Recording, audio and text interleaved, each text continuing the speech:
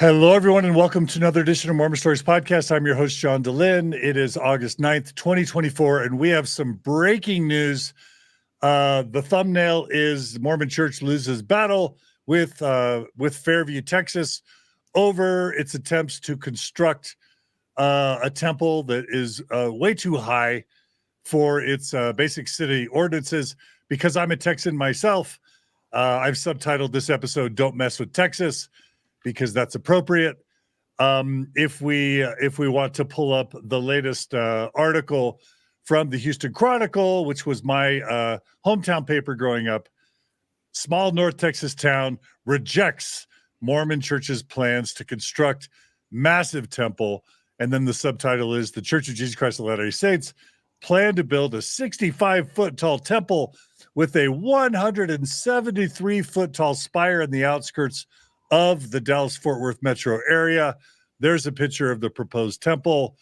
This is a 44,000 square foot temple in Fairview, Texas, that would include a 173-foot tall spire. That's kind of just the headlines. That's the teaser. We have already covered this story a little bit on Mormon Stories Podcast, but it's being covered extensively on Mormonish Podcast with Rebecca Bibliotheca and Landon, and of course Nemo, the Mormon, his amazing YouTube channel. He's also been covering it, and I'm just delighted that we had a city council. I think there was a 4 or 5 hour city council meeting recently, and we want an update because this news is important. And the most shocking news of all, it looks like the Mormon Church is going to sue Fairview, Texas, for not bending to its attempts to violate the zoning laws of this secular independent city. So to help us understand, to update us on this amazing story, we have back the Rebecca Bibliotheca. Hey, Rebecca. Hey, John. This is going to be great. I'm excited. Oh, yeah. Well, tell us about that shirt. I mean, normally I see your shoulders. It's true. There's not much that would make me not wear porn shoulders, but the Fairview United, if you can see that right there, this is what all the residents wear. It says, keep it country. Keep it a country. What does it say at the bottom? And then it says, this is a phrase I actually taught them, obey the laws of the land. That probably sounds familiar to a lot of LDS viewers out there. So, yep, they all wear these solidarity. Green is their color for Fairview United.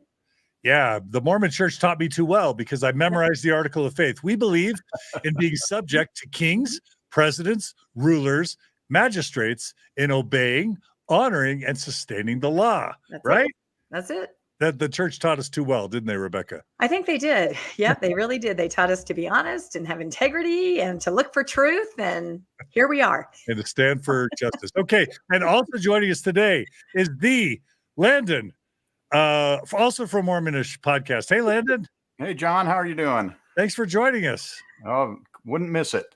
Yeah, we appreciate your reporting on this. And also, y'all covered this on the Mormon newscast just a couple days ago, right? Yeah, we've actually played the entire meeting. It was like a 5-hour meeting, but you may think a civic meeting, boring, a snoozer. People were riveted to the screen. You don't see this too often. I mean, it did go on for hours and hours, but today on Mormon Stories, we're just going to show you some highlights and some clips so that you can catch up. But if you do want to catch the whole thing in its entirety, RFM and Bill Reel and Landon and Nemo and I, we're on the Mormon newscast, and that's floating around out there somewhere on YouTube. So I was thrilled to see Nemo on the Mormon Newscast. I wanted him to be a regular panelist, and I was happy to see him on there. No, he's amazing. And it was the middle of the night for him. We did not know. We thought he probably couldn't make it. And then all of a sudden he pops in. He's wearing his, as he calls it in the UK, his night shirt, right? And then he strips his night shirt off and he's wearing his Fairview United shirt. So Nemo is amazing in his coverage of all of this. Yeah. How can one Brit wreak so much havoc on the Mormon Church? Yeah. And he was in Texas in Fairview for the last council meeting where they had a continuance. And so that was pretty exciting. He got up as a member of record and spoke his piece. Yeah. Well, that's beautiful. Okay. So we want to welcome our live streaming audience. We're really glad you have joined us today. We really loved doing live streams because it allows us to incorporate your feedback, to hear comments, and we're thrilled. Of course, we always appreciate when people are able to donate through super chats. We'll make sure and include your comments or questions if you happen to share it as a super chat. That's just a way that we fund what we do. But regardless, we're grateful to everyone who's joining us, and we look forward to the live stream audience. Okay, so Rebecca, I gave a tiny bit of an intro just as a teaser.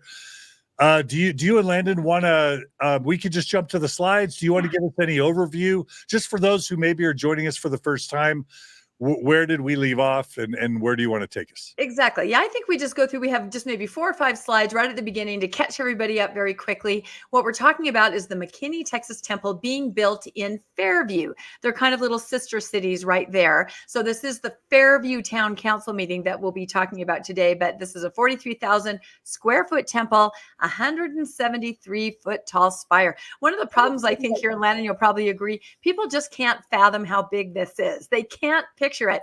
We here in Utah, of course, we can, right? We all live right next door. The Linden Temple, I was just there the other day. These buildings are massive and, lit. It's hard for people to understand, but this is the size of the temple that we've been dealing with. And it's been a several month process. If we can go to our next slide, they did appeal to the Planning and Zoning Board in Fairview, Texas. And that was a meeting that we all watched months ago. And the Planning and Zoning Board said they do not recommend. And at that point, it's sent to the town council. Now, this meeting was back in June, 2 months ago. And the church, I think, sensing, these issues and feeling it would probably be voted down right there, asked for a continuance for 2 months. So that's what this meeting we're going to talk about today is, that continuance. And Landon, do you want to talk about this picture? This is a design created by someone in Fairview who does this for a living. He is an engineer. So this is 2, specifications. What are we seeing here, Landon? Yeah, if you look on the left-hand picture there, this is a picture of what the temple would look like in size and proportion compared to the rest of the town. And it shares a parking lot with the LDS Stake Center. If you look there to the left, you see a little white steeple and a red brick building. That is the LDS Stake Center, which is currently the largest religious building in Fairview. So you can see this is just massive, just towers over it. The Stake Center is about, I think it's 60 feet tall with the steeple. So you can see what 173 foot tall temple is going to look like. And then the picture on the right is looking down the main road that goes in front of the temple. And there you see again the Stake Center sitting in front of it, and just how small it is in comparison. So this is a massive building, nowhere near what we have here in Layton or Heber that are 200 and something feet tall. But still massive, and especially for this small community that's motto is keeping it country. They want a country vibe. And they'll also mention the water tower. You'll hear mention of water towers. You see the little white water tower there in the left-hand picture. Of course, those are for utilities. They have to be that tall to provide the water pressure needed. But they try to make the argument, well, if you build a water tower that tall, why can't we build a temple that tall? So you'll see some of these arguments come up. So is the temple taller than the water tower, the same height as a water tower, or lower? They're fairly close. Okay. In the water tower is further out, so it looks smaller in this picture. They're fairly close in size from that standpoint. Of course, the water tower isn't an occupied building and doesn't fall under the same codes as a building does. But I can say, as someone who grew up in a town called Katy, Texas, I can say that those water towers are often sort of like landmarks for the town. Yeah. They're sort of historic landmarks. And the fact that they tower over everything, it adds to this country charm. And so just two reflections I have right off the bat. Is Russell M. Nelson not like the flex prophet? Like, is he not just trying to flex in every way possible, whether it's building a medical school at BYU that's likely to be named after him, whether it's building the most temples, and now it's building the biggest and the tallest temples? Is he not the flex prophet of the Mormon Church? Yeah, we absolutely think this is one of the driving factors behind this. If you look at the temples that President Hinckley built, he did have that goal to have 100 temples. He built these smaller temples for the most part that kind of fit into neighborhoods. They kind of took pride on working with communities. I call these temples recently vanity temples. I call them mega temples. They are absolutely a giant billboard and, like you say, a PR push, I think. And it doesn't matter that it doesn't fit into the community. Fairview is a small town, under 15,000 residents, I believe, and keeping it country. That's what they're saying. And they have zones and ordinances to protect that country feel, that their elected officials are enforcing, that the town members are behind. So, the town is doing its thing until somebody comes in like this. Yeah. Cheraz writes, I did not know John DeLynn grew up down the road from me. Yep. I'm a proud graduate of Katy High School, class of 87. Renee Zellweger was my classmate, but that's another story. Let me just add a couple quick things. We covered this in our last episode, but I just want to make sure people understand. The Mormon Church has built many, many temples without any spires or steeples at all. So clearly, spires are not required for the baptisms for the dead or the washings and anointings or for the endowment sessions to be valid. Am I wrong, Rebecca and Landon? Is it a crucial? No. Is a towering spire crucial to the spiritual edification of the temple goers or to the validity of the temple ordinances? Can you guys? I think it is now. And this is something we should point out that's brand new in McKinney with the McKinney Temple. And I think this is why there's so much interest. So in Cody, Wyoming, Mormonish follows Heber, Cody, Bakersfield, Lone Mountain, and now Fairview in the McKinney Temple. In Cody, Wyoming, they kind of tried this. There's a law called RLUIPA, the Religious Land Use and Institutionalized Person Act, that kind of says a town can't stop you from practicing your religion. So in Cody, they said, we need a tall temple to be able to practice our religion. And the residents in Cody said, well, show us that. Where is that in your doctrine, your talks, your other temples? There's 11 of them that have domes or no spire at all. So in Fairview, we started seeing letters coming out from church leaders, area reps, telling the residents to send emails to the Fairview Town Council and to make sure to include that the spire is part of their constitutional right to the religious freedom and religious worship. So this is the first time we've seen this. We've named it the steeple doctrine, right? And we have seen people get up in other meetings and say the steeple is a part of our religious worship. We also see them mention the mass of the walls is part of that because they need that to be able to pass code too. The walls themselves that over 60 feet high break the code. So they've got to be able to say it's part of our doctrine. However, we have lots of clips, Elder Bednar, President Nelson saying what's really important is what happens inside. It's not the architecture, it's the ordinances. Bednar says something like, there's no small temple. So I feel they're really going to have to start introducing this soon in conference talks, perhaps Liahona magazine articles. They're going to have to get this into the religious lexicon that it is important. But no, you're right, John. Being 59 years old, I've never heard that in all my decades in the church. Have you, Landon? Never. These new mega temples, and it should be pointed out, this is not just the steeple height that's breaking the code. Yeah. The walls are 60, the roof goes to 60 feet before the steeple gets put on top of it. This is built in a residential area. Those are zoned for 35-foot high roof lines. Churches generally get a bit of an exception. They're right around 40 feet, but nowhere close to 60 feet. Nothing else is close to 60 feet except in Fairview, except the town hall, which has a 60-foot tall building, but it is built in the commercial zone where it should be built. And therefore, if the church would build in the commercial zone, they could also build to these heights. But since they're trying to build in a residential area, that's what's making these mega temples just so much larger than everything around it. And this is how bad it's gotten. You've got Vegas saying these are too bright, and you've got Texas saying these are too big. What's up with that? That's a crazy world. So that's amazing. I love it. Let me just share a couple comments really quick because I think it's important. Karen Toller writes, spires are like a Tower of Babel trying to reach heaven. And again, as the church tries to invent this doctrine of this. What are you calling it, Rebecca? The Spire Height Steeple doctrine. We've doctrine? even had people come up with, the proclamation of the family. They've called it the proclamation of the steeple. There are very creative people out there that have made, different little things like that, which really drive the point home. Yeah, don't we all agree that the Tower of Babel and in Mormonism the Rameumptom, yes, those are two stories about super tall architectural structures that are both an indication of pride and of apostasy. And so, for the church to be dying on this hill, and they won't die, they'll probably win because they're richer than Heavenly Father at this point. But for the church to basically kill its reputation or harm its reputation over a prideful erection of a super tall steeple is it's bad PR, but it's bullying and it feels anti-scriptural. So thank you, Karen Toller, for that comment.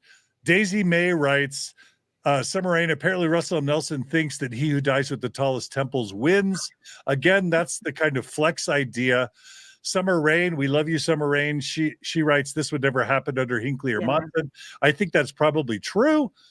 And then Christy writes, besides the spire height, the bigger problem is that the roof height is 65 feet in the city ordinance. I think this is partly what you were saying as well, Landon.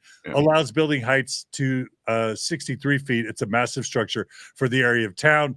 And then I'll also just share Cody Ironworks. Thank you for the super chat, Cody. He writes, we are still waiting on the judge here in Cody to decide on the temple. I don't hold much hope due to the influence of the LDS Church, because there's a lot of Mormons and a lot of wealthy Mormons. Yeah, I don't know. Cody's an interesting scenario because they did have their final hearing and that ruling was supposed to come out a few weeks later. It's been months. So Heber and Cody, we don't know. Those are still up in the air. Lone Mountain, of course, that was approved.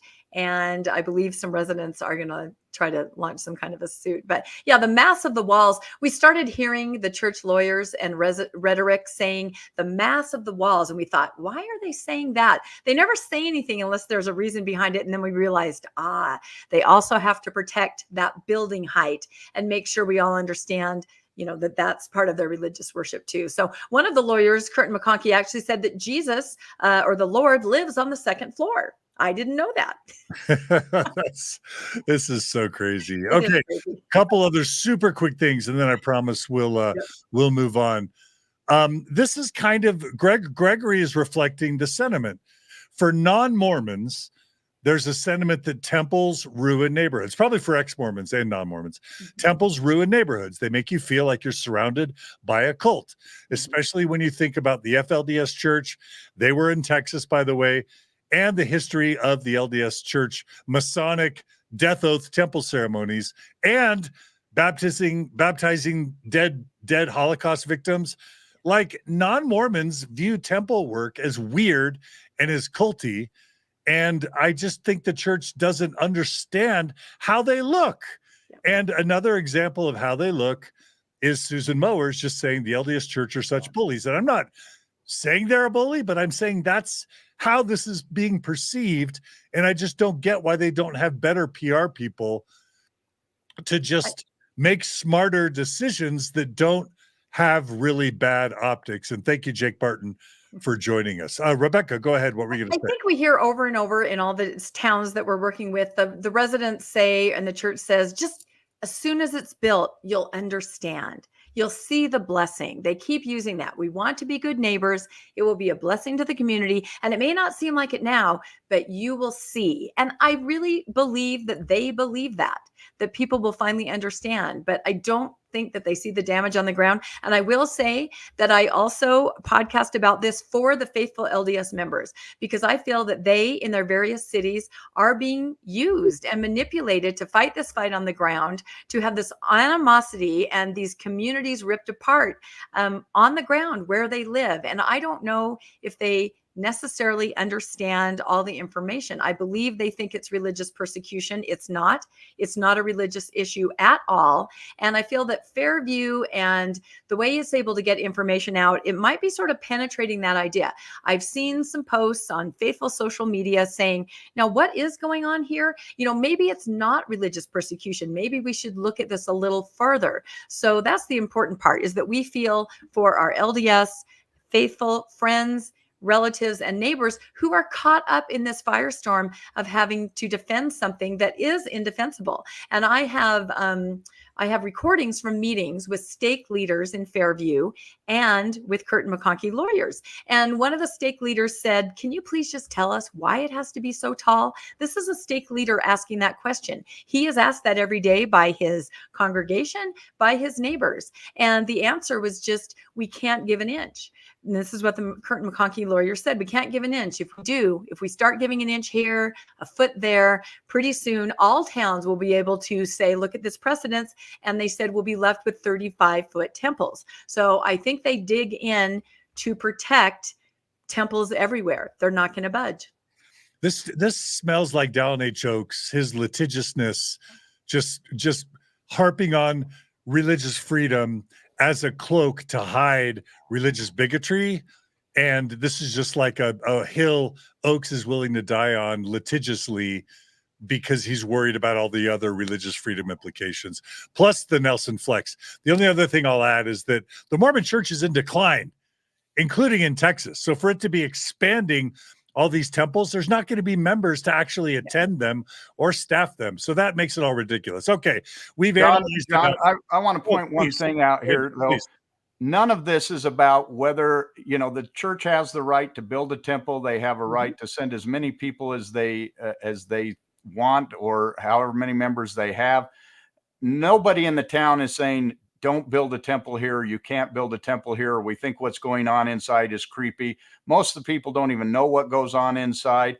The church gets up there and tells them all these wonderful things that happen inside. And I think most of the residents don't even know what it means when they say, "I was sealed to my companion for time and all eternity." They don't know what that means. To these people, this is about protecting their town and their building codes. They have built their town to keep it country, to have a country charm, to have a country look.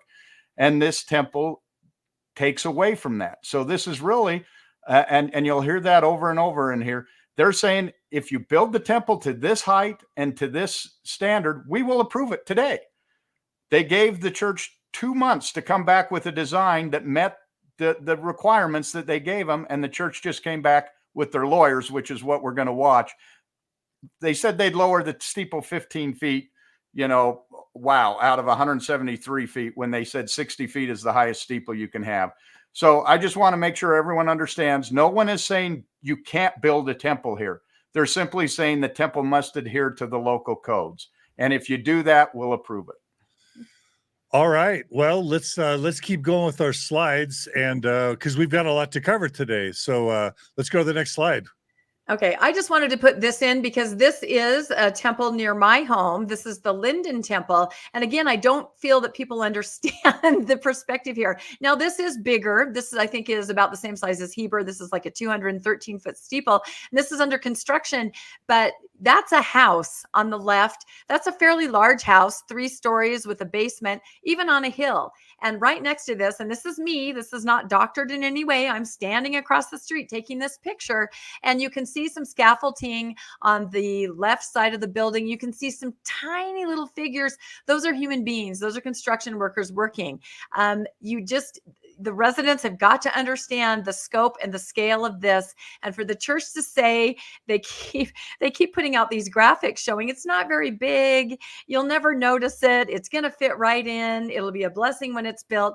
This is the reality of what those residents that are just 100 or so feet from it. And we're not even talking about how it is lit up the majority of the time. Everyone has seen pictures of that. If you haven't, Google LDS Temple at night. You can't pass this off as something that's cohesive in the neighborhood. And that's why you have zoning codes to stop something like this. And as Fairview residents have pointed out, over the last decades, they have stopped many buildings from going in there because it doesn't meet their code. A medical building, I think some kind of an office complex. They are not persecuting the LDS church. They are protecting the look and feel of their town by their elected officials enacting their zones and zoning and ordinances. And there have been many buildings that they've said, nope, sorry. But in this case, it's a religious building. And RLUIPA is a law that can let a religious organization claim religious persecution, hence lawsuits and all of that back and forth. Yeah, it's obnoxiously large. Mm-hmm.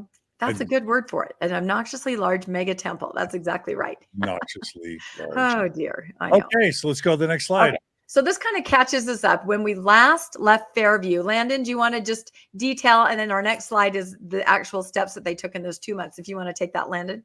Yeah, at the last meeting, as they broke up and the church could see it wasn't going to get approved, the church asked for an extension, and Fairview said, hey, come back with a plan that includes a 42-foot roof height and a 68-foot steeple, which is the same as the largest religious building in Fairview, which is the LDS Meeting House, and we will approve it.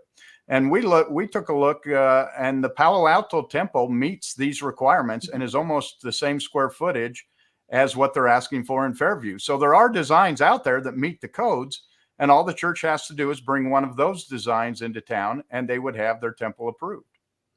Okay. All right. Let's go to the next slide. Yeah. Yeah. I think these are the steps that the church was given 2 months. They asked for 2 months. That was the extension.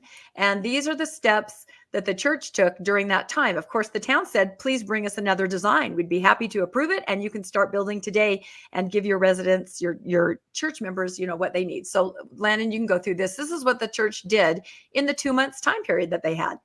Yep. Practically the day after, they hired a powerful local real estate law firm that specializes in RLUIPA to join their team. They offered to change the name of the temple, and this is a vital thing to understand for those who don't know this. It's called the McKinney Temple, but it's actually in Fairview, Texas. Fairview and McKinney have a bit of a rivalry over several things, because McKinney has tried to build an airport that flies right over the top of Fairview, which wants to keep it country. So they didn't take kindly to a temple being called the McKinney Temple that's actually being built in Fairview and breaking all of their codes. They created a website to inform members about the temple. They called for yet another fast in multiple stakes up to an hour away. So many fasts. Yeah, there's actually 3 temples in the Dallas-Fort Worth area. One's under construction, the Fort Worth, Texas one, and then this would be the third one. And they're calling all the stakes that attend all those temples to have a fast for the temple. And of course, they fasted not that their leaders would make any changes, but that the residents and that the government officials would soften their heart and accept what's being forced down their throat. They called upon members to attend the meeting on the 6th. This required the town to get a much larger facility. They had to get it twice, $10,000 rental for the facility in order for these people to come from out of town. They had to hire police force. There's pictures of they had to set up command centers. Police had to work overtime in order to host these meetings. This was an extreme expense to a small town in order to deal with all these people who were projected to be coming into town. They organized watch parties in the stake centers that they were going to show at the town council meeting on the 6th. They asked all the stake to gather in the gyms, and they'd live stream this so they could watch it. They created an 81-page document explaining their interpretation of RLUIPA and outlining their intention to sue the city. And they sent a 39-page letter from the church attorney to each council member reminding them of RLUIPA and basically the threat of a lawsuit. Will you remind our audience what RLUIPA is? RLUIPA is the Religious Land Use and Institutionalized Person Act. It was a law that was passed by Congress back in, I think it was 2003, right around there. It was introduced by, believe it or not, 2 Utah senators and an Oregon senator who were LDS when the Boston Temple got rejected for having a steeple for being too tall. And so they introduced this legislation. The intent, it was passed unanimously. The intent was to act as a shield so that religions could come into a community and the community could not make zoning laws to prohibit one specific religion that it didn't like from building. And so it was, I think all of us would agree that this is a great idea, that we should protect churches against that. However, the church has now been wielding it as a sword, coming into town saying, we can build whatever you want. We can build whatever we want, and our religious right trumps all of your building codes and all of your zoning codes. Basically, the argument they're making is that RLUIPA has taken secular codes and allowed religious leaders to override civic leaders when it comes to designing and installing things in your town. Okay, that's super helpful, Landon. Thank you for sharing. Should we go to the next slide? Let's do it. Yeah, and I just want to mention, of course, that they have mobilized members from everywhere, up to 100 miles away. And on Mormonish Podcast, we often receive documents, these letters from stake presidents, from area reps. These are faithful members that are sending them to us because they're getting them through the ward email chain, and they definitely want their church to do better. They may not be comfortable coming out and saying anything in their community, but they send the information to us so that we can get it out there. And the mobilization of members all around. People in Fairview don't understand what a temple district is. They don't understand why there would be people coming from 100 miles away. Although I know that some of these emails in support that flood the town, we're talking about thousands and thousands of thousands. They come from all over the world, I've seen. And it's interesting, when I went through the specs of the meeting that we're about to watch sections from, there were 40 residents of Fairview that stood up and gave a little 2-minute. There were 30 non-residents that spoke. Now, some live close, McKinney, Allen, but others drove in for this to make a statement for the temple. They are not a Fairview resident, yet they have been activated and mobilized. They've been told the adversary is attacking the Lord's temple. We need to mobilize. I mean, they've done this in all the other cities too. And we all know that the LDS church is very good at mobilizing. I keep trying to explain to everyone, with the touch of a button, about those phone trees and those email trees, it just trickles down and everybody receives the emails. So the poor city manager in Fairview has received, I would say by now, probably 20,000 emails. The city, who are volunteer staff, have to log each email because it's a communication from the public. So talk about gridlock. Talk about hobbling a city so they can't take care of the other civic matters that they're supposed to. This is what this is doing. Yeah. I'm old enough to remember the Equal Rights Amendment and how this is a federal proposed amendment to the Constitution that the Mormon Church absolutely squelched, using its money and its power in the late 70s, early 80s. And then, of course, pretty much all of us can remember Proposition 8, where a sovereign U.S. state, the California, was legalizing same-sex marriage. And then the Mormon Church spent over $40 million, again, manned or womaned, personed phone booths at BYU to do call trees into the state of California to persuade Californians to vote for Prop 8 and to kill same-sex marriage in 2008. And it lied, saying it didn't spend any money, and it was found to be lying in hiding the amount of money and effort that it was spending. So it's just the Mormon Church wielding its money and power against democratic sovereign institutions, and it's very troubling. Yep. And even it's just sheer population. And I keep thinking, if we want to know what the early days of the church were like when they would move into an existing city with their sheer numbers, I think this is sort of an example of how people felt. Now, I love pushback. Houston says, to be fair, Nima wasn't a resident either. He's not even a citizen of this country, and he got to speak. I mean, what would we say to the argument that ex-Mormons are wielding too much of an influence with Fairview, just like Mormons are as well? Would you guys have a response to that?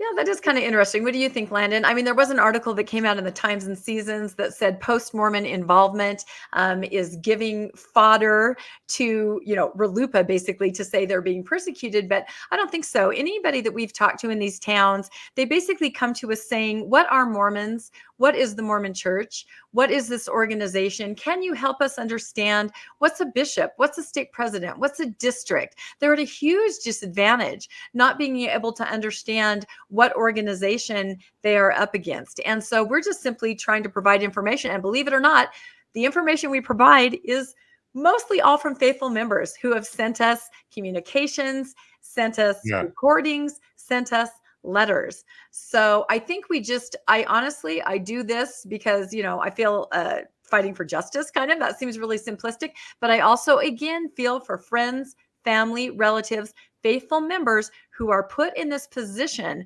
of defending something when, if they really dug deep, they might go, you know what? Why doesn't the church build something like the Yorba Linda Temple right there? They could start tomorrow. We could have the blessings of the temple. It's sort of like petition the church, not the town. You can have what you want. Everyone can have what they want, and everyone can be a good neighbor. Yeah.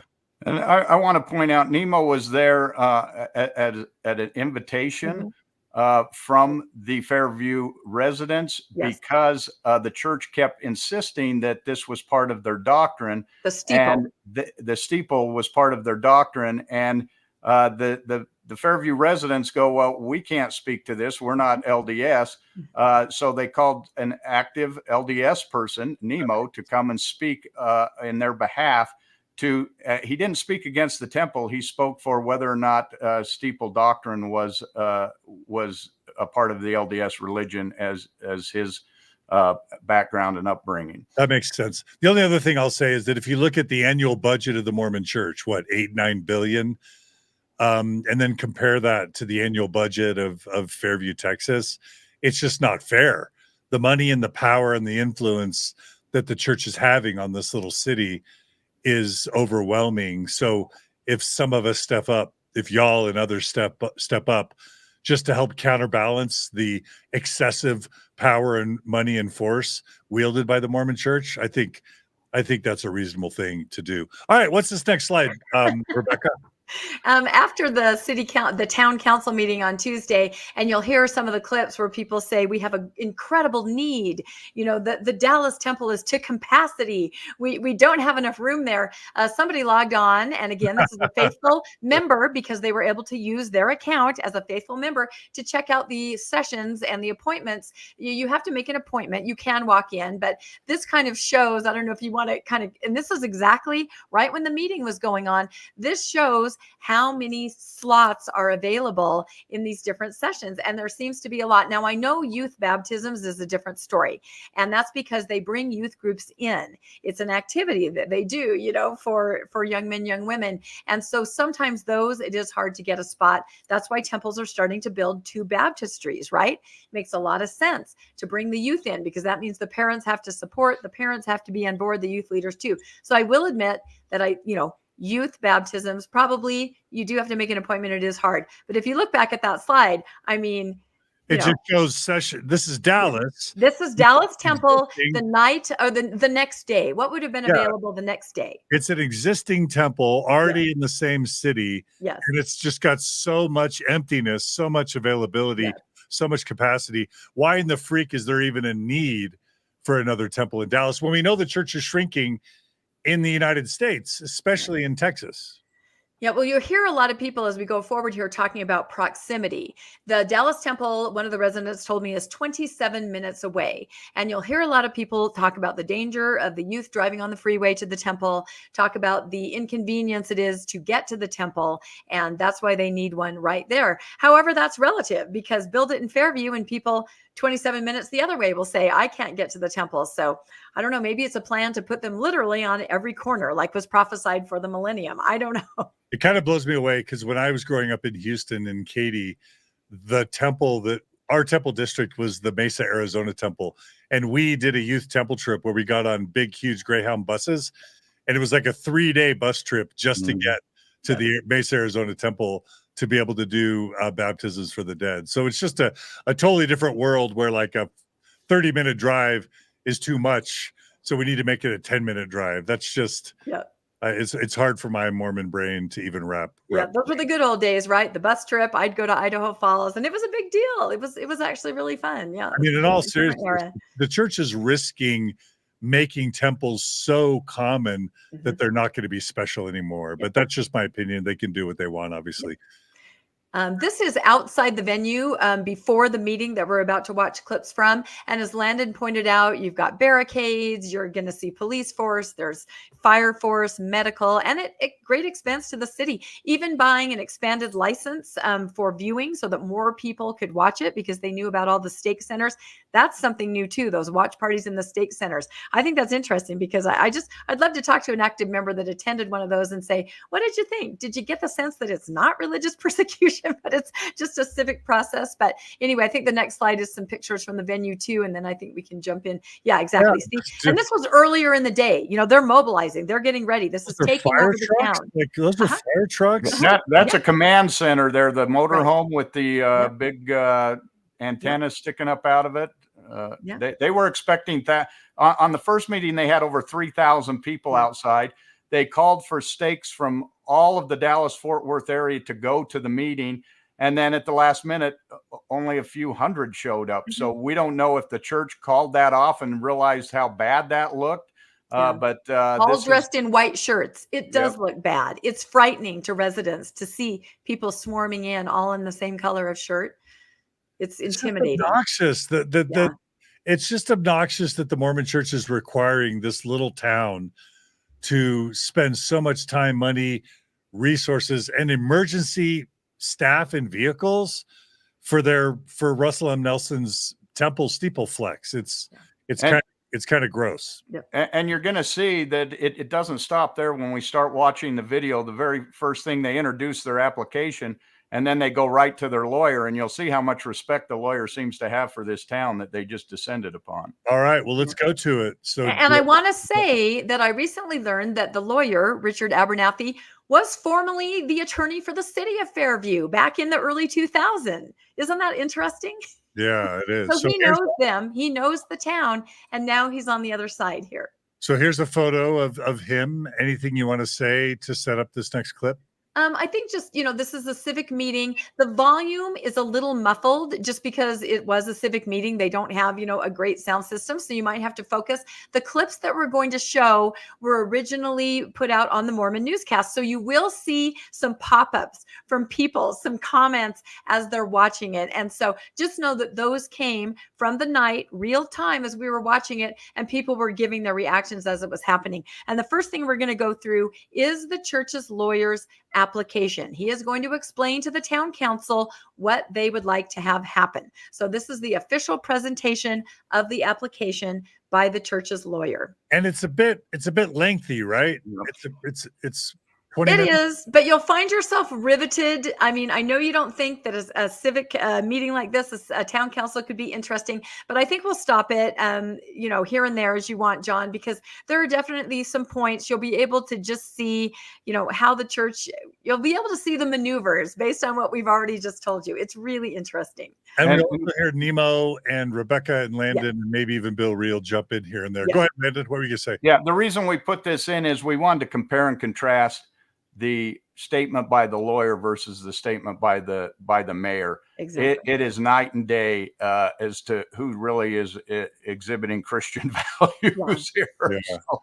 And I'm just going to add again, I'm repeating, but the volume on these video clips is going to be low. And I did everything I could to fix them. We were not able to increase the volume. So you are just going to have to turn up and turn down your volume as we switch between these videos and then our commentary. We'll try not to comment over the video because I think that is gonna shock you as listeners. But what we will do is Rebecca and Landon, whenever you want to pause, just say pause or whatever, and then we'll have commentary separate to allow people to adjust their volumes. Is that okay? Yep, that's great. Okay, so this is Mormon faithful attorney Abernathy lecturing, and I think threatening this legislature. Yes, and this was Tuesday night. City council. Tuesday night, a few days ago.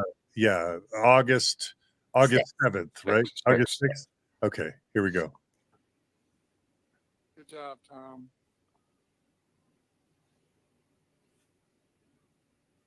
My name is Richard Abernathy, and I represent the Church of Jesus Christ of Latter-day Saints, and thank you for your time this evening.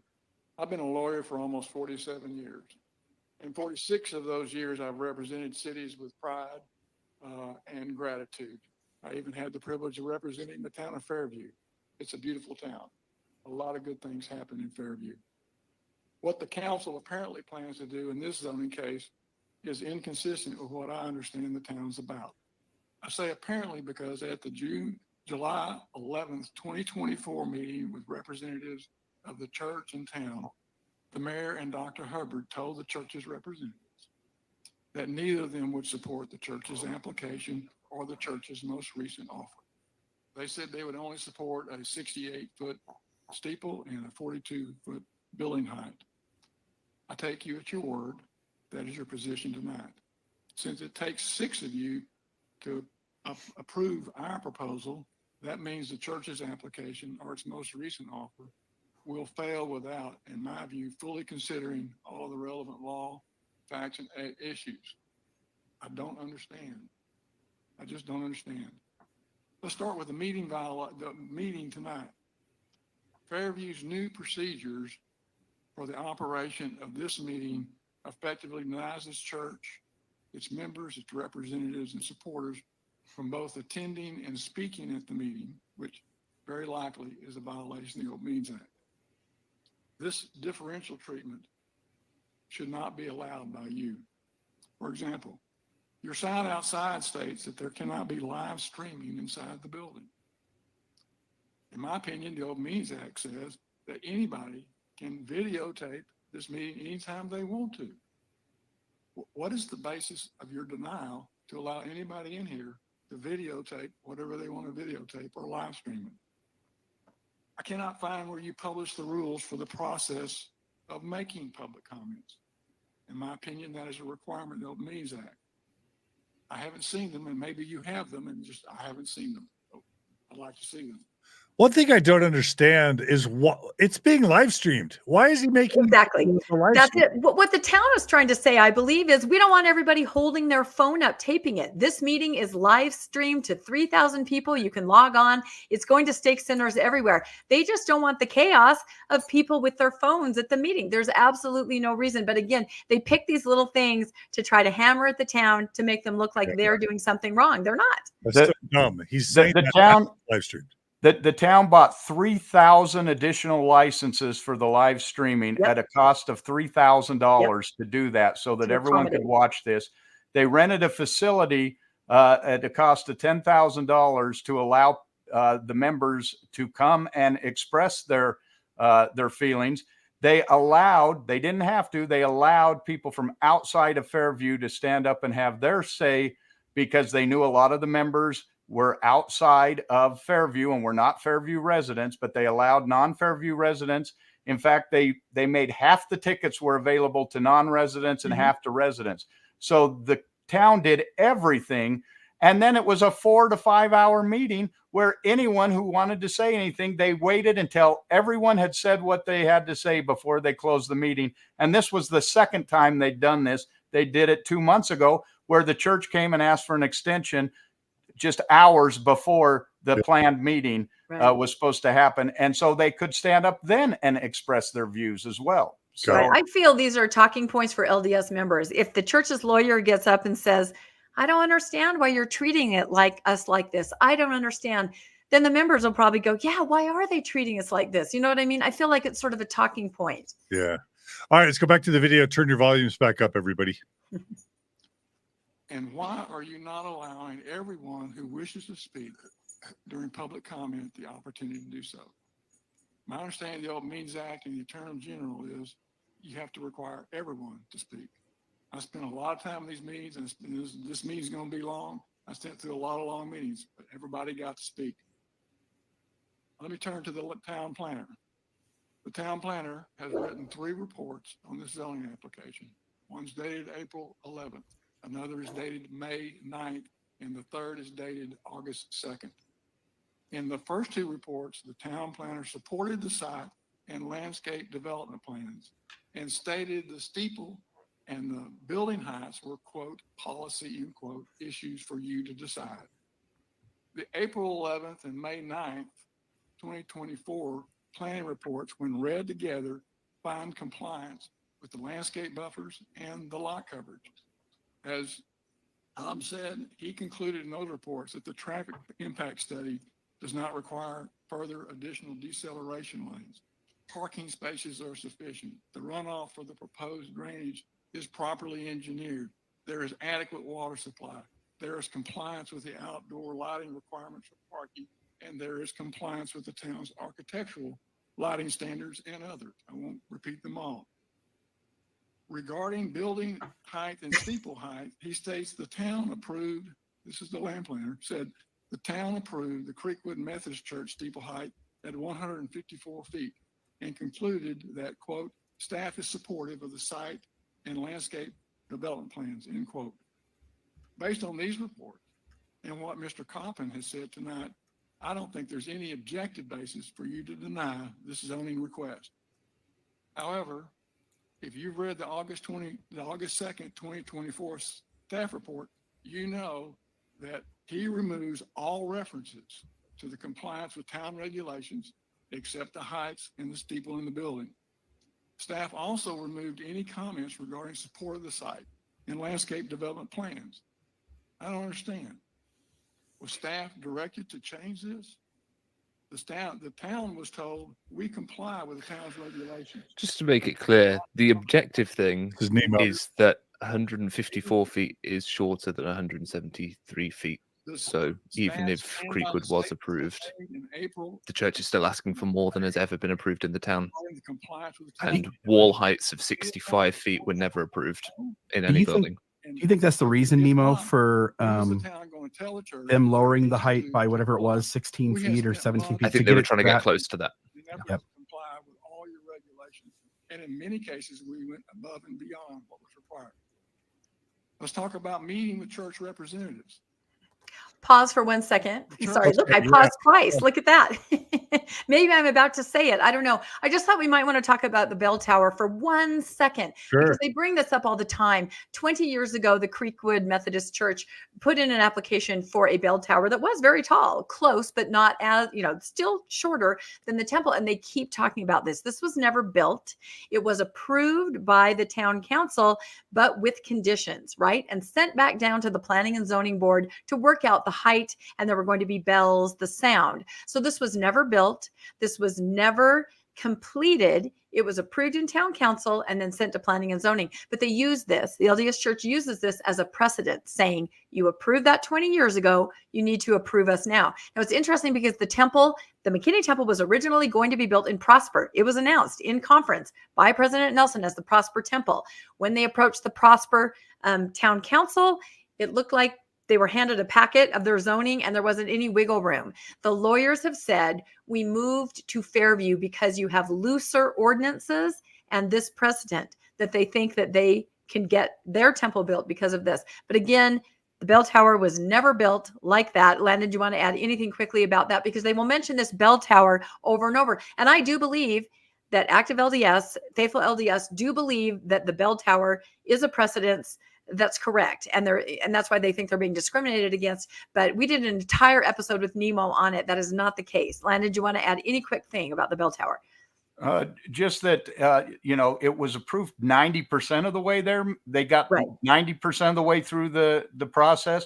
But when the city council approved it, they approved it and sent it back to the planning and zoning board with an exhibit that said the height and the bells are to be worked out with the Planning and Zoning Commission. And then at the very next Planning and Zoning Commission, you see the church there they had FAA reports and stuff trying to get the height approved. And then whether the church ran out of money or whatever, they never completed the application.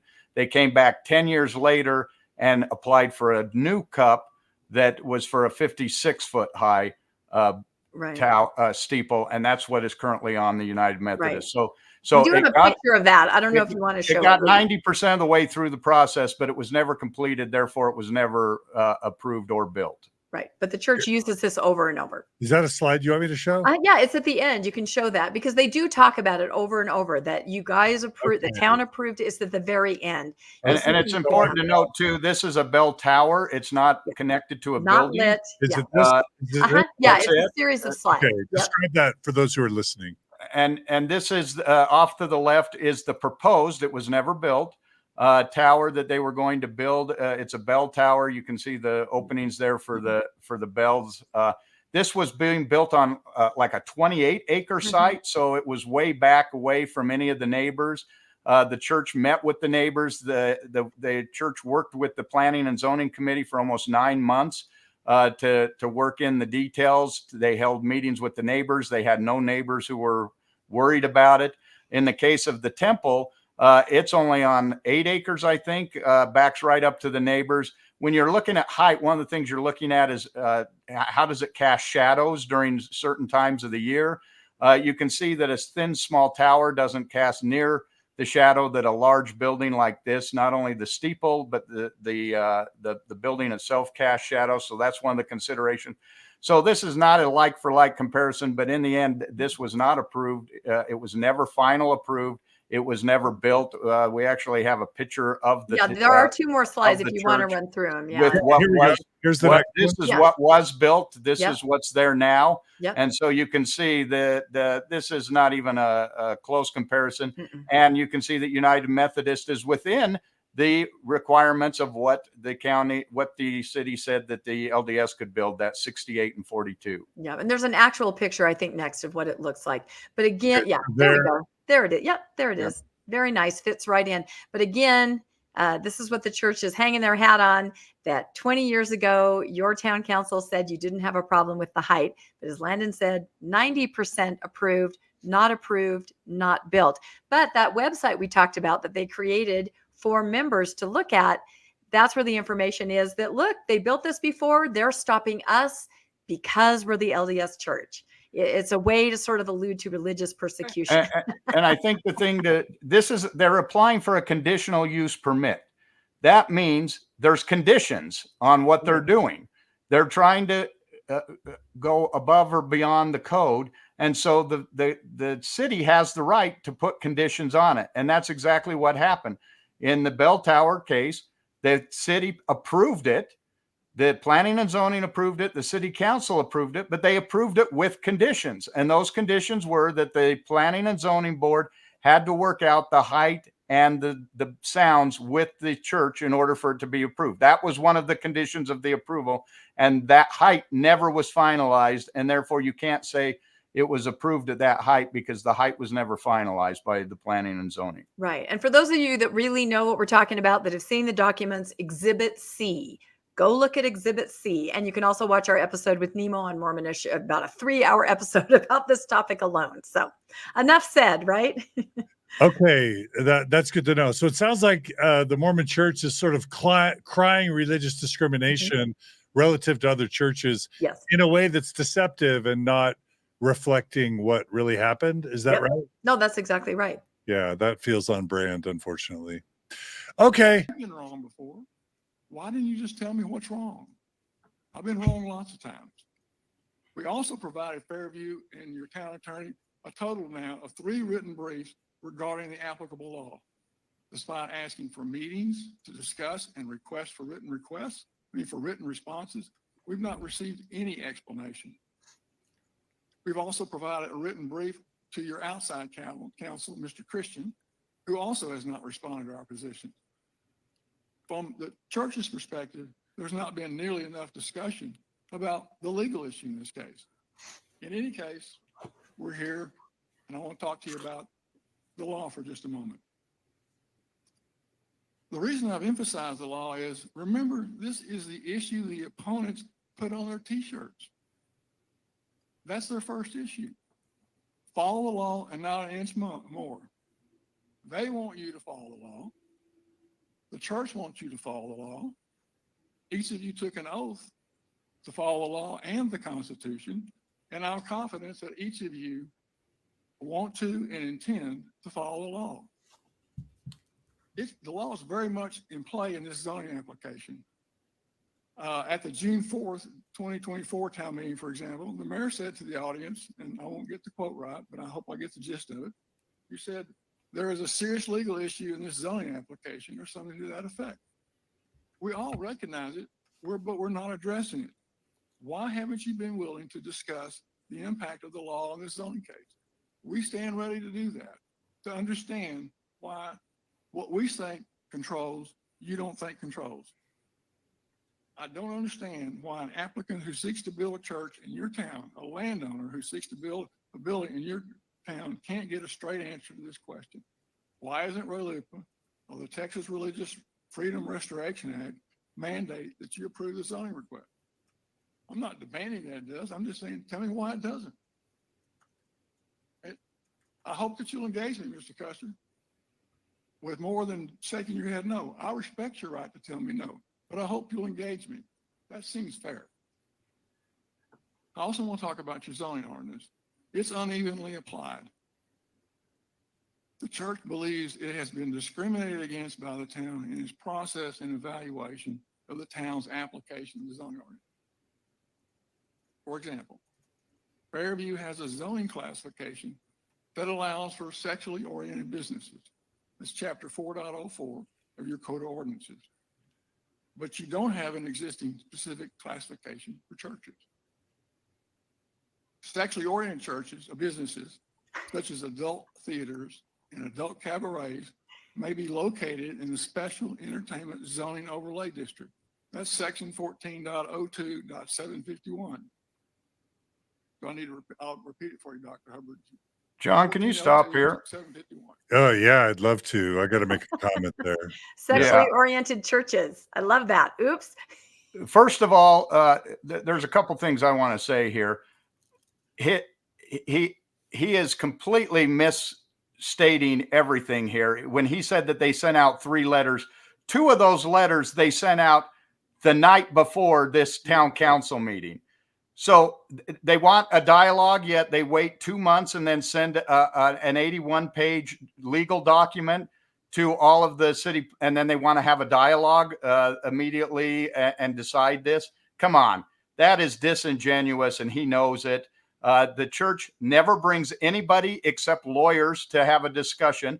So why is the city going to engage in a discussion with the church's lawyers before they've even made a vote? They're not allowed to meet as a body to have a discussion. That's considered a town meeting. And these guys are all volunteers. So this is all on their own time that they're doing this. And so for the church to make that claim is just absolutely ridiculous. The church won't give out that.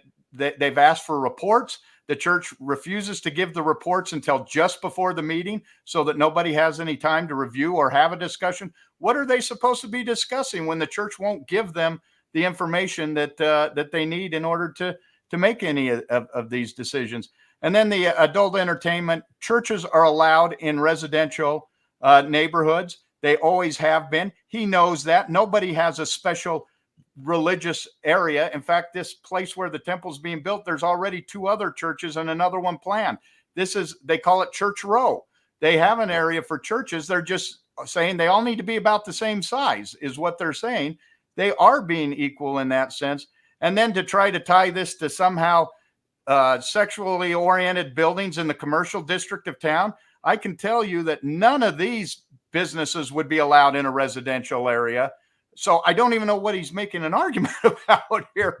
They've zoned an area specifically for those businesses to keep them out of the residential areas. So can I just also say that if ever in the history of the world there was a sexual oriented business, it's the Church of Jesus Christ of Latter-day Saints. They want to monitor whether you masturbate, whether you have sex, whether you don't, when you have sex, who you have sex with, what type of sex is appropriate, who can't have sex and who can. And they're obsessed. The Mormon Church is obsessed with sex to the point that they're worried about whether people show their shoulders or not, whether they show their knees or not.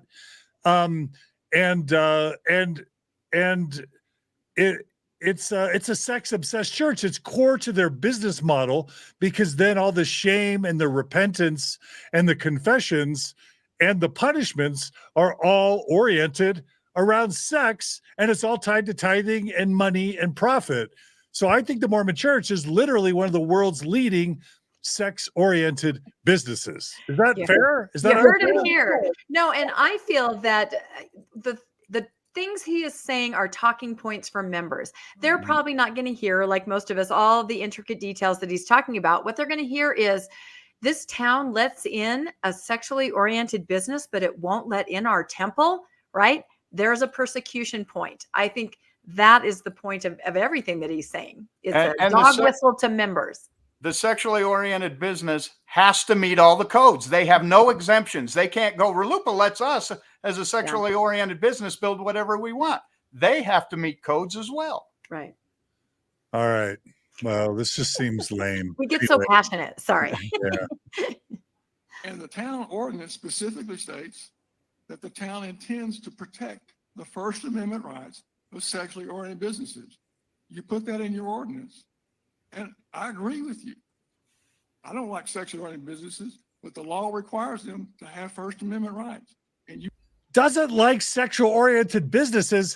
He's representing one. This is driving me crazy. What the heck? You acknowledge them in your ordinance. But did you know that a sexual oriented business, such as an adult cabaret, does not need a conditional use permit for its business in Fairview? A church does.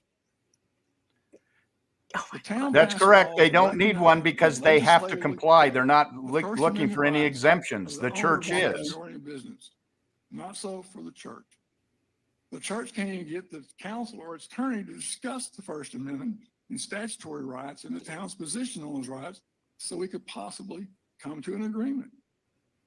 But unlike sexually oriented businesses, drilling for oil, hamburger joints, residential homes, assuming they've got zoning, they don't have to come to you and obtain approval because they've already got that approval. They got to comply with your rules, but they don't have to come down and do what we're doing, which is get a new zoning classification.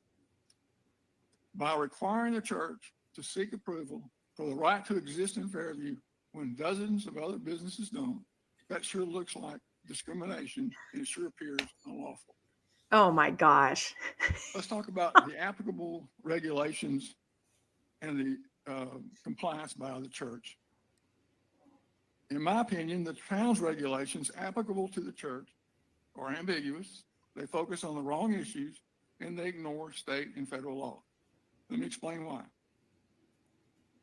The CUP states that the zoning classification may, quote, contain such requirements and safeguards as are necessary to protect adjacent property, adjoining property, end quote.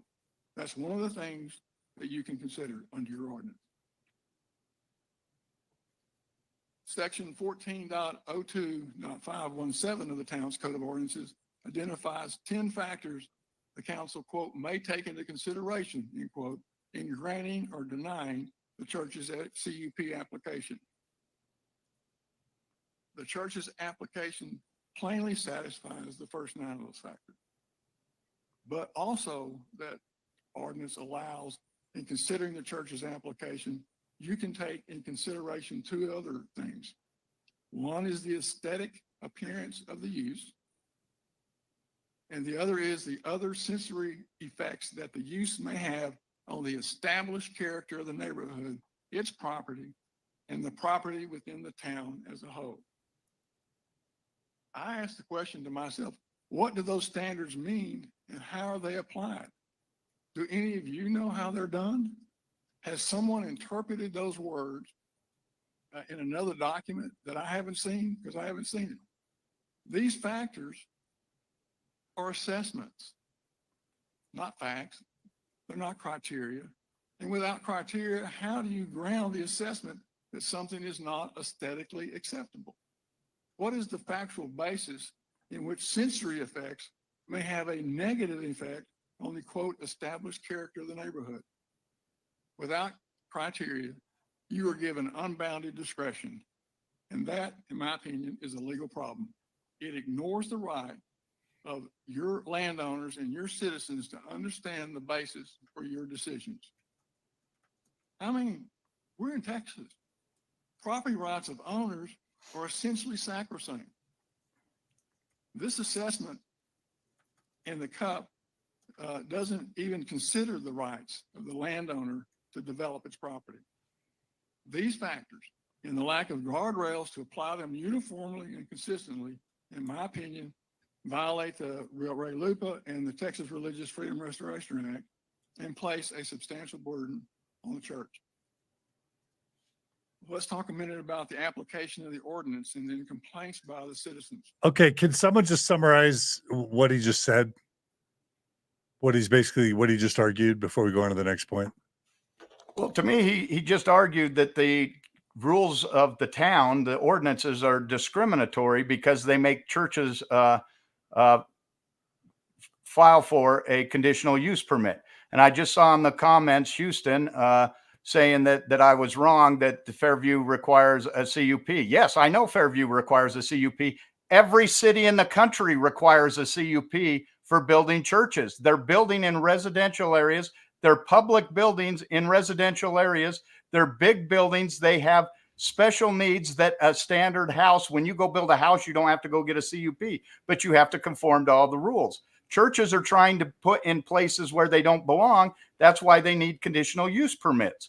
In every town, they have to have a conditional use permit. The only town that the church did not go after a CUP for was Heber Valley, Utah. And in that case, they knew they couldn't get a CUP. So they went for a legislative development agreement, which allows them to bypass all of the CUP. But that requires, the only reason they were able to get an LDA was because they had a completely all LDS city or county council that allowed them to just bypass all the rules. That's why they were able to do it. So he's making the argument, oh, these rules are loose and capricious, and these zoning laws are exactly the same zoning laws we have seen in every single other residential community that the church tries to purchase. We did an episode where we had a transcript from a guy who was interviewing the people building the temple, and he said specifically in the interview, he said, oh, in the United States, it's easy to just go into a residential area and get a CUP and override all of the zoning laws. This is what they intend to do. This is their plan, to go in and do it. So yes, they need a CUP. This is not out of the ordinary. This is what everyone had to do. McKinney, the Muslims just asked for a CUP in McKinney right next door. And they were denied for a 37,000 foot building that was only 40 feet tall, because they said it was too big. They had to apply for a CUP as well. This is standard operating procedure. Yeah. And again, the town is happy to grant this conditional use permit, but to grant it to their specifications, not 173 feet, right? It's standard that a church requests this and then is given permission, like the stake center. That definitely is above the height limit, but the town said, sure, build your stake center. It can be a little higher than everything else. That's all they're saying about the temple. It can be larger. We expect to accommodate churches, but it can't be that large. Got it. All right, let's go back to the clip. Turn your volumes up. Despite my concerns about your ordinance, if fairly applied, I believe that the proposed temple satisfies the CUP factors. The temple will be on what is referred to by some as Church Road. It will be surrounded by 3 other churches. The proposed use could not be any more consistent with the character of the neighborhood as voted on and approved by you or your predecessor. Yes, it's near residential neighborhood, but from the beginning of this country and long before, churches have been built primarily in residential neighborhoods because that's where the people live. The Supreme Court of Texas long ago declared, quote, excluding churches from residential districts does not promote the health, the safety, the morals, or the general welfare of the community. To my knowledge, that is still good law and common sense.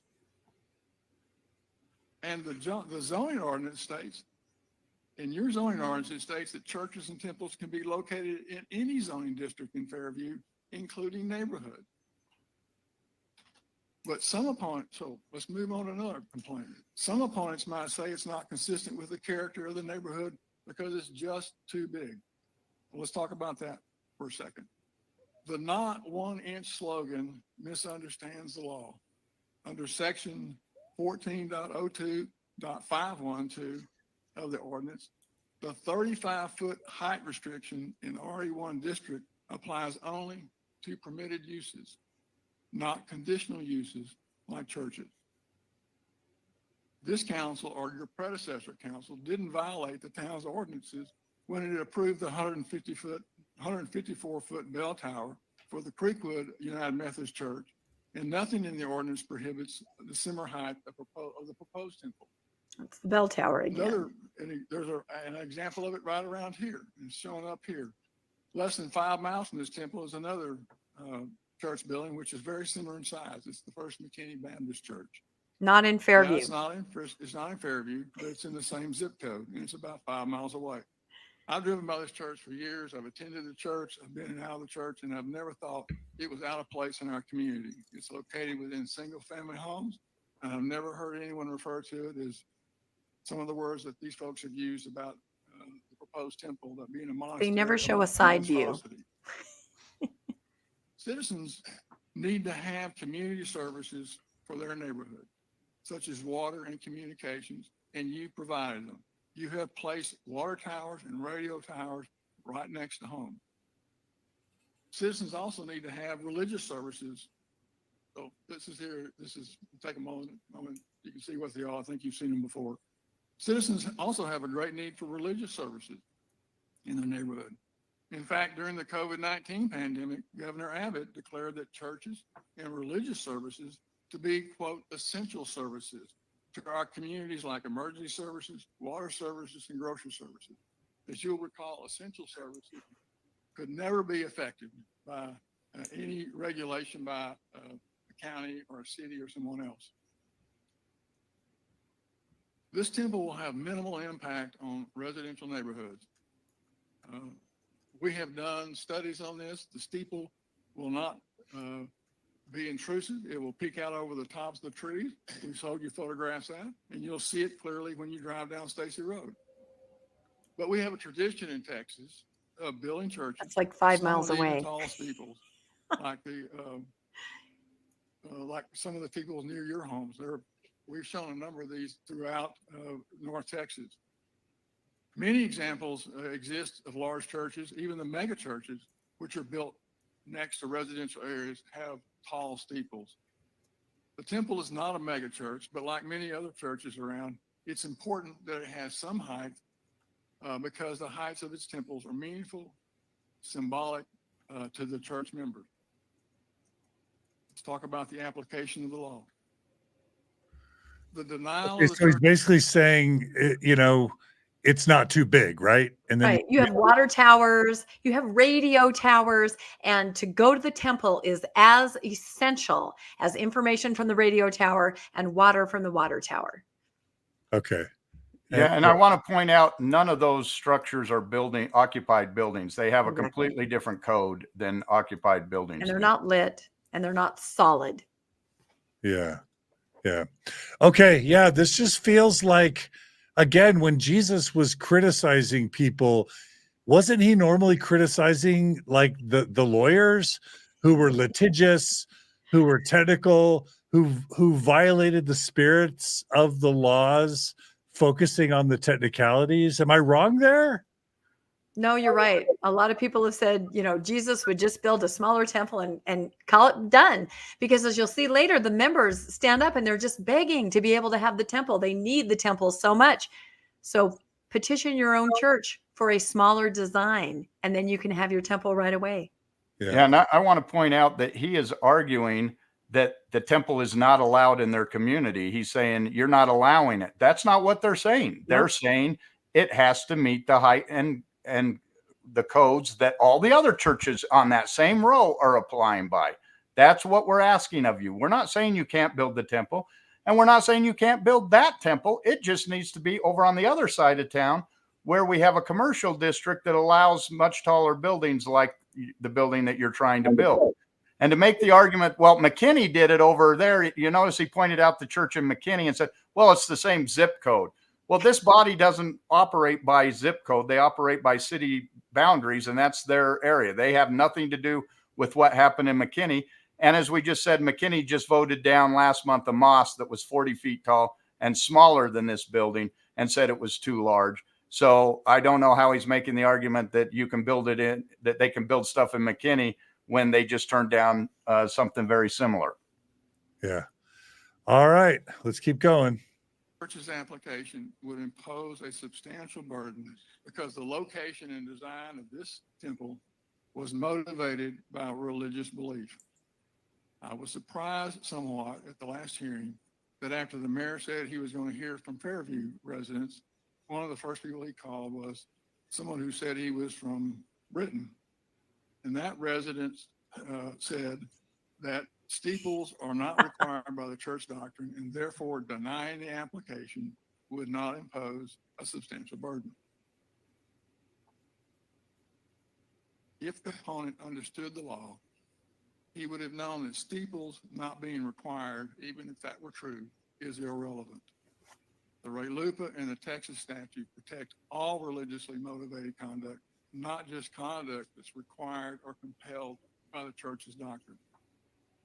The Texas statute clearly says, according to the courts, that religious exercise need not be a, quote, central part or central requirement of the person's sincere religious belief. The Supreme Court has also said that town councils have no business deciding what practices are central to the church's belief. That court also said neither do the courts have any business deciding what's central to their beliefs. Yeah, stop it right there. That's kind of the crux of his argument, in that he's saying you guys don't get to tell us what our core beliefs are. We can tell you whatever we want, and then we can build accordingly to that belief. We can say that our building has to be 5,000 feet tall and painted orange. That's how we access Jesus. You have no right, and no court can tell us that is not our core belief. So if we say that we need the steeple that high, that's what we need to worship. That's our core belief. You have to just go by what we say. Do you think that describes it accurately, Landon? Yeah. Yes. They're basically saying we override any civic authority. The church authorities are higher than any civic authorities. This is his interpretation of the law. And this is the danger of this RLUIPA if it continues on, is the church at any point can say, nope, that's a tenet, that's a core belief of ours, or that's a tenet of our faith, and they can override any law. They can always be ahead of the law. No matter what the laws change, they can override that. This is a threat on the First Amendment of a separation of church and state, because basically then the state is giving its right to zoning and codes, which is a civic duty. They're giving that to any religious zealot who wants to come in and make any rule that they want to, and they can build. And one thing RLUIPA says is not only is it churches, but anyone in their own home who prays in their home has the same right. Therefore, anyone who wants to break any civic code, they can't get the garage built next to the fence because they don't have the right setback. Just says, I pray in that garage. It's a tenet of my belief, and they can override any city code simply by claiming it's a tenet of their faith. That's a ridiculous argument, and goes that just would take down the entire constitutional separation of church and state. That's why this is really important, honestly. And it almost might be seen as a test case, depending on how far this goes. But there are protections in RLUIPA that they don't talk about that protect towns from having to make extreme concessions. They don't mention those very often. But as Landon pointed out before, RLUIPA was supposed to be a shield. For example, the mosque in McKinney that was voted down. You know, I don't know all the details there, but if there were a religion that came in a town absolutely discriminated, RLUIPA would protect that. But instead, a large mega church, our church, is used, a mega corporation, I guess I should say, is using it as a sword to beat down any civic process and override it. And that should be frightening to almost anyone. Yeah. Yeah. It's just too much power. Yeah. All right. How much more do we have of the attorney, Rebecca? He just kind of goes on. I mean, we could probably stop it here. You've kind of got the gist of it, just using RLUIPA. And he does go on now to talk about how it is a core belief in our religion, the height of the steeple, but it's totally fine. I think everybody has the idea. And if they want to see the whole thing, they can watch the Mormon newscast. It's over on Mormonish. I think we can now move to the mayor's response. The mayor has an awesome response. How does he justify that the steeple height is doctrine? I mean, I kind of want to jump. He doesn't. He doesn't have to. He doesn't have to. As long as he says it is, it is. There's no justification. We can't rule on that. We can't weigh in on that. A church can simply say what their belief is, and it can be a new belief. They could decide something today and say it's core. This is sort of what the avenue that he's taking. So he asserts it. He does assert that the steeple height is doctrinal. Yeah, well, just that it's a core belief. It's our right to have a steeple because that's what we need to worship. It's our right to say what we need to worship, I think is what he's trying to say. In the 81 page brief, they actually quote and say that the civic government has no right to question the truthfulness of what the church is claiming. They're saying you can't even question us as to whether this is a core belief. That's not your right or your place. So it doesn't matter if the steeple is a core doctrine or not. You can't question it. The mere fact that we say it's a sincere belief, it's now beyond questioning and it's beyond reproach. Right. So now you can kind of see what the town is up against. And I think it's a good place to stop. And like I said, you can go and find this other places to finish watching. But then the mayor of Fairview, just such an awesome person. If you want to play that clip, we'll see the town's point of view. Okay, so he's going to be sharing the town's point of view here. Yep. This is the mayor speaking for the town. What's his name? Mayor Henry Lessner. And this was just after the lawyer spoke. Just after the lawyer, the mayor speaks, and then we'll get into comments from residents and non-residents and members. But this is the mayor just kind of addressing everything the church's lawyer has said for about 20 minutes. And then the mayor comes on and speaks for just a few minutes. Okay, perfect. All right, let's play the mayor. Anyone else? All right, I have some remarks I'm going to read. And this is to educate folks on both sides of this issue. I have a little different opinion in some of the things you've heard. So first of all, I want to address the hundreds of Fairview residents who have studied and researched data related to the LDS history of temple building. First, I'm so proud of the hundreds of Fairview residents who have studied and researched data related to the LDS history of temple building. You've kept your focus on the issue at hand. This is a zoning issue, not an issue related to anything to do with the LDS Corporation. Thank you for your signs of strong support as the council works through this issue. I also want to thank those in our surrounding cities, as well as groups and individuals around the country and around the world, and current and former LDS members who have stated their support for the town of Fairview's position on this matter. The issue of revising our zoning ordinance for this proposed building is the biggest crisis that has ever impacted our town. I personally have heard from Fairview folks in every corner of our town, encouraging me and the council to resist this intrusion into the residential area of our town. I'll give you a copy of this if you need it, so you don't need a copy. Now, I want to address the thousands, potentially, I don't know how many people are outside, but I know there were thousands last time, of LDS folks who are here, somewhere in the vicinity of this meeting or listening online. First, welcome to Fairview. This is a great place. Keep hydrated tonight. It's very hot out there. So we're worried about you. We went to extraordinary measures tonight to try to ensure the safety of people and get as many people in this room and get everybody, by the way, Richard will get a chance who's here to talk. A little bit about our town that you may or may not know, because many of the folks supporting the LDS position are not from Fairview. Matter of fact, the vast majority are not. The east side of our town was all residential with large homes on large lots. You hear about zoning RE1. What does that mean? That means residential estate, 1 acre. We have RE1, RE1.5, RE2, and then areas over further east are even less dense than that, 4-acre lots, 6-acre lots. The maximum home height in this area allowed is 35 feet, and we hold people to that. We have families with longhorns, alpacas, horse farms, and donkeys all over town. There is no sewer system or storm drainage system in that part of town. I'm talking about the east side of town, on the east side of Greenville out here. There are no businesses. There's no multifamily dwellings. And you've heard us talk about our dark skies. We take pride in that. As a matter of fact, just last weekend, the star party was held in our town. You can actually see the stars in our town. It's important to us. Zoning is tightly enforced, and all building is looked at closely to make sure that it will not have a negative effect on the neighbors. The objective is to maintain the country feel on that side of town that our residents moved to Fairview for.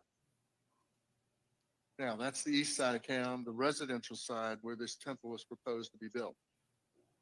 On the west side, the side of town that you're sitting in right now, this is our commercial area where we have single and multifamily dwellings, shopping, restaurants, hotels. We actually have some corporate offices recently. There is nothing new about the way our town is zoned. It was done this way intentionally, and it's been this way for decades, maybe 70 years. So this is not something that we just came up with yesterday. This is the way the town was laid out, and it's why people move here, to keep the country feel on that side of town. So if you were here at the meeting, I have a request. I would ask you to walk about 50 yards about that way. Go north and of the building we're in to the steps of Fairview Town Hall. And I've had some of your folks up there, which is in our commercial area. Look up at that town hall.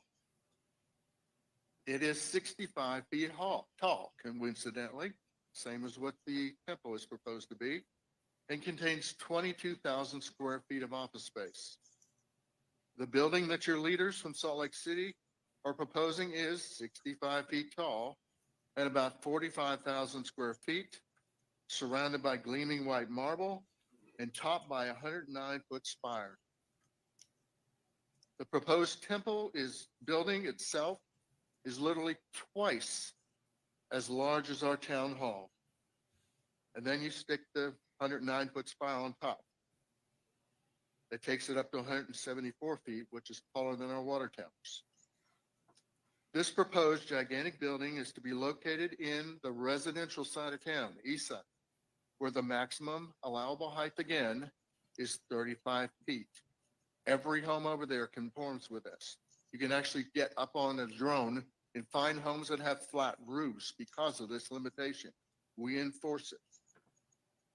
At this location, this proposed building would be so out of scale, so out of place, that it would look like some alien civilization has dropped it onto that property.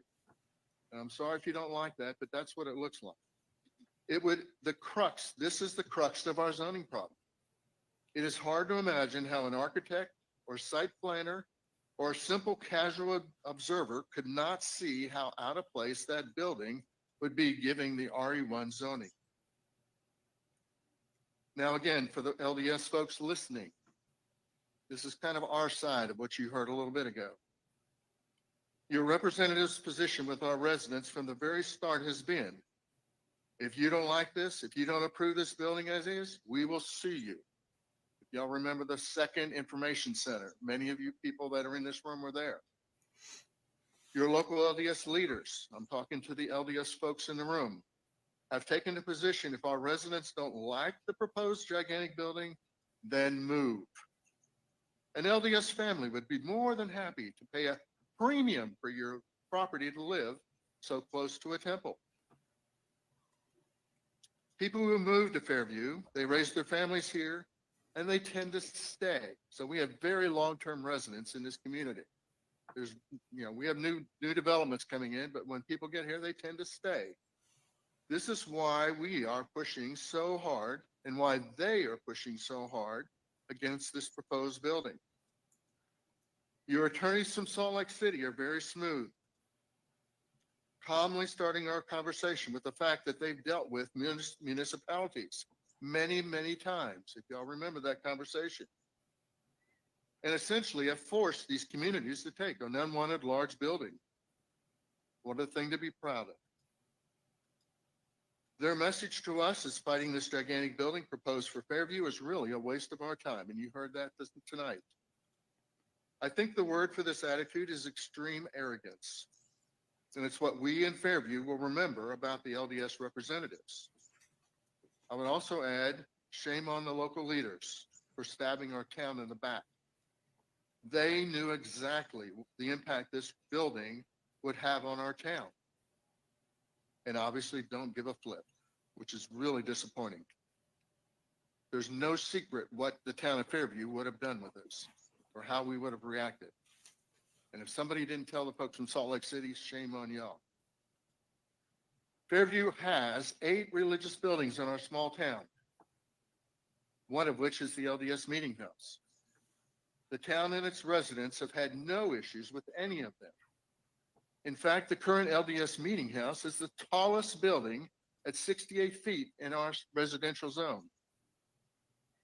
We have offered a CUP, conditional use permit, for the proposed building that includes a 42-foot maximum building height, which, by the way, is the height of the Chase Oaks Church, with the spire going up to 68 feet, with 42% impervious coverage of the property. The size of the Dallas Temple, which most of us have been to see multiple times, is close to what might work for Fairview in our residential zone. We have suggested that. We have also suggested that if for some reason this building must be built in Fairview, which we're not sure why, but for the LDS corporate folks in Salt Lake City to save face, this large building, as is, would probably fit into the commercial zone with few issues. That's on this side of town. So I asked the LDS folks listening tonight to join with the numerous LDS groups around the country that are protesting the use of LDS's organization, Great Wealth, to target smaller communities. This is happening all over the country right now, sometimes threatening to bankrupt the town. That has happened. To try to force zoning changes so they can erect gigantic buildings in residential zones. Most of those churches that are these pictures of are in commercial zones, by the way. They're not in residential neighborhoods. If the town of Fairview and its residents are somehow forced to accept this misplaced, gigantic building, thousands of folks from this area passing by that building every day will only see and remember the legacy of the LDS arrogance. I suspect that is not the legacy that you want to leave with. So I ask one more time, please, if you're here from the LDS community, please walk about 50 yards up to our town hall, take a look at that building, double the size, and put a 109-foot spire on top. That is what the issue is. The building is way too big, way out of place for that location. We've given options, what could be done.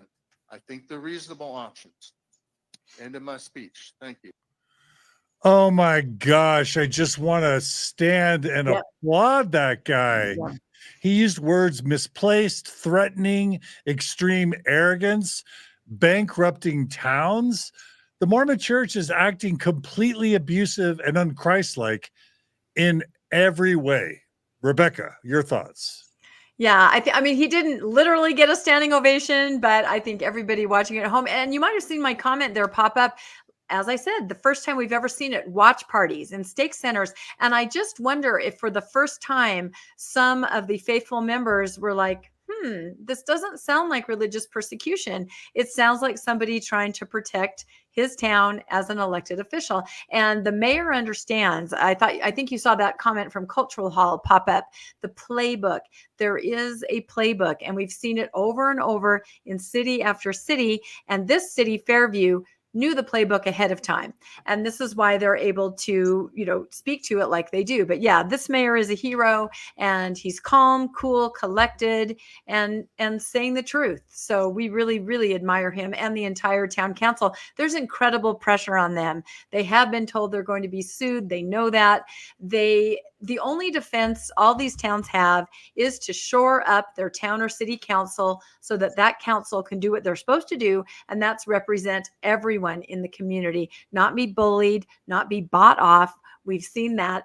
Not vote with their religious party. We saw people on the county commission in Heber that were actually standing next to President Nelson with a golden shovel in their hand for the Heber groundbreaking. And then they went on to vote, things like that. This is why Fairview is unique. I call it the little town that could.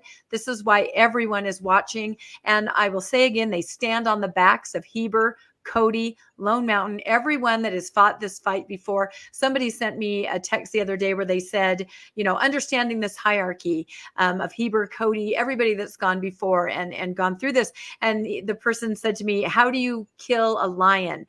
Well, it takes hyenas. The first hyena goes down. The other ones watch and learn, and then they're able to do what they need to do and what's best for them. And I think that's what Fairview is. Landon, anything you want to add? We were supposed to be in Fairview. We had that planned, Yeah. and then due to a hospitalization in Rebecca's family, we couldn't make it. My biggest regret of this whole process is that I was not in Fairview to shake that man's hand. Yeah. Someday, I hope we'll be able to. What a hero. What a legend. Yeah, he really is. Okay. So what do we have next? So then after this this period comes the open discussion, and there were 70 people that spoke. I have to say, I found a post on Reddit from somebody named Kim in Texas, and she had synthesized all the information from this meeting, and it was absolutely helpful as we prepared for this episode. So thank you, Kim. We don't know who you are, but you really did a great job. And I was able to count up, there were about 70 people that spoke and stood up. They had 2 minutes to speak. And 40 of those were residents of Fairview, but 30 of those were from out of town. Isn't that interesting? I know some were from close there, McKinney or Allen right there, but a lot of them mentioned driving in. And again, that's because the call went out from area reps to stake presidents all over, even in other temple districts, and said, come to this meeting, send your email, show your support. So it's that big, kind of en masse sort of a thing. So we have, I think, about 6 clips from people that are speaking in behalf of the temple, 6 that are speaking, saying, please relocate it, please obey our zoning codes. You can decide, John, how you want to show those back and forth, kind of a representation. Yeah. And we can talk. And then at the very end, we'll show the vote, which takes place very quickly. But again, this is just to give you a sense of the meeting, the important issues. The entire meeting, all 5 hours, is available on the Mormon newscast if you feel like sitting through it or speeding through it. So Okay, so this first one is a member. Do you want to set up kind of your description of this first one? I can't see the description, so I'm going to leave that to you, John. You can just read my notes. Member will continue to love her community. Is there anything to watch for here, Rebecca? Yep, exactly. And a lot of the LDS members did stand up and say, I love my town, and I hope we can all get along. And despite what happens, we'll continue to love you. And that's the sentiment for everybody. The worst collateral damage of all of this are the relationships in the town. And we've seen this in Cody and Heber, where they are changed forever. The landscape, look and feel as far as community relations are changed. So, people feel this. So I thought this woman did a good job of saying, I still want to love you guys, but you'll understand why we're doing this when you see the blessing of our temple, right? All right. So let's play the first clip. And give me your name and your address, please. Hi, my name is Nickie Butler. I live at 681 Oakmont Court. I'm a resident of Fairview, and I'm a member of the Church of Jesus Christ of Latter-day Saints. I support the temple. I'm proud to say that, but I have worried about how to express that support tonight. My heart breaks over how contentious this has become. I do not want to say anything that will add to that spirit of contention or this us against them feeling that we have. You're my mayor too. I am. The second most important of all commandments is love thy neighbor. I love all of you. I love all of you. You're all my neighbors, and I love you all, whether you oppose or support the temple. And I will love you no matter what the outcome is tonight. For those of you who oppose the temple, please know that I do not resent you. There is no hatred in my heart. In fact, I understand why you may oppose the temple, especially given what's been said about it. I hope that some of the facts that have been presented tonight might ease some of that opposition and answer some of those questions. Even as I try to understand why you may oppose the temple, I do not expect you to fully understand why I support my temple or how much it means to me. But please do not let others speak for us. Like many of you here tonight, I'm an active member of this Fairview community. Members of my faith and I have served alongside of you at town cleanups, at the voting polls during elections, and on interfaith councils and in our neighborhoods and our schools. No matter the outcome tonight, we as members of the Church of Jesus Christ of Latter-day Saints will still be ready to serve at the annual Fairview town cleanup. We will continue to cheer on families in our neighborhoods, and we will continue to advocate for kids in the school. I promise you, we will continue to support and serve this community that we love. Thank you, Nickie. Okay, Rebecca, both you and Landon, tell me why you thought that clip was Yeah. worthwhile showing. Important. I think that's important because I think that represents most members. Wonderful people. They love their town. But did you hear her say, I'm trying to understand why you oppose it? We have told you why. They have told you why they oppose it. It's simply the zoning. But unfortunately, if you listen to what she said at the beginning, she said there's misunderstandings. I believe they feel that people are suspicious or don't understand what happens in the temple. And that's why there is the opposition. And that speaks directly to religious persecution. So again, this wonderful woman, she just said, I don't understand why you oppose it. They have got to hear it's simply the zoning. And if active members would then petition their own leaders and say, it sounds like they'll let us have it if you just make a few changes, that will be great for everybody. That's why I included that, because I feel a lot of members, wonderful people, but they are sort of being misled by misinformation. And they really don't understand that it simply is a civic and zoning issue. Yeah. It's like they're tone deaf. It's like they can't read the room. It's like they're not listening. I'll share a comment from Jenny Ranke. Hey, Jenny, she's a TikTok superstar. She writes, they talk the talk without walking the walk. Love is not a bunch of words, it's actions. This hostile colonization of a small town is an act of war. If they loved people, they would stop.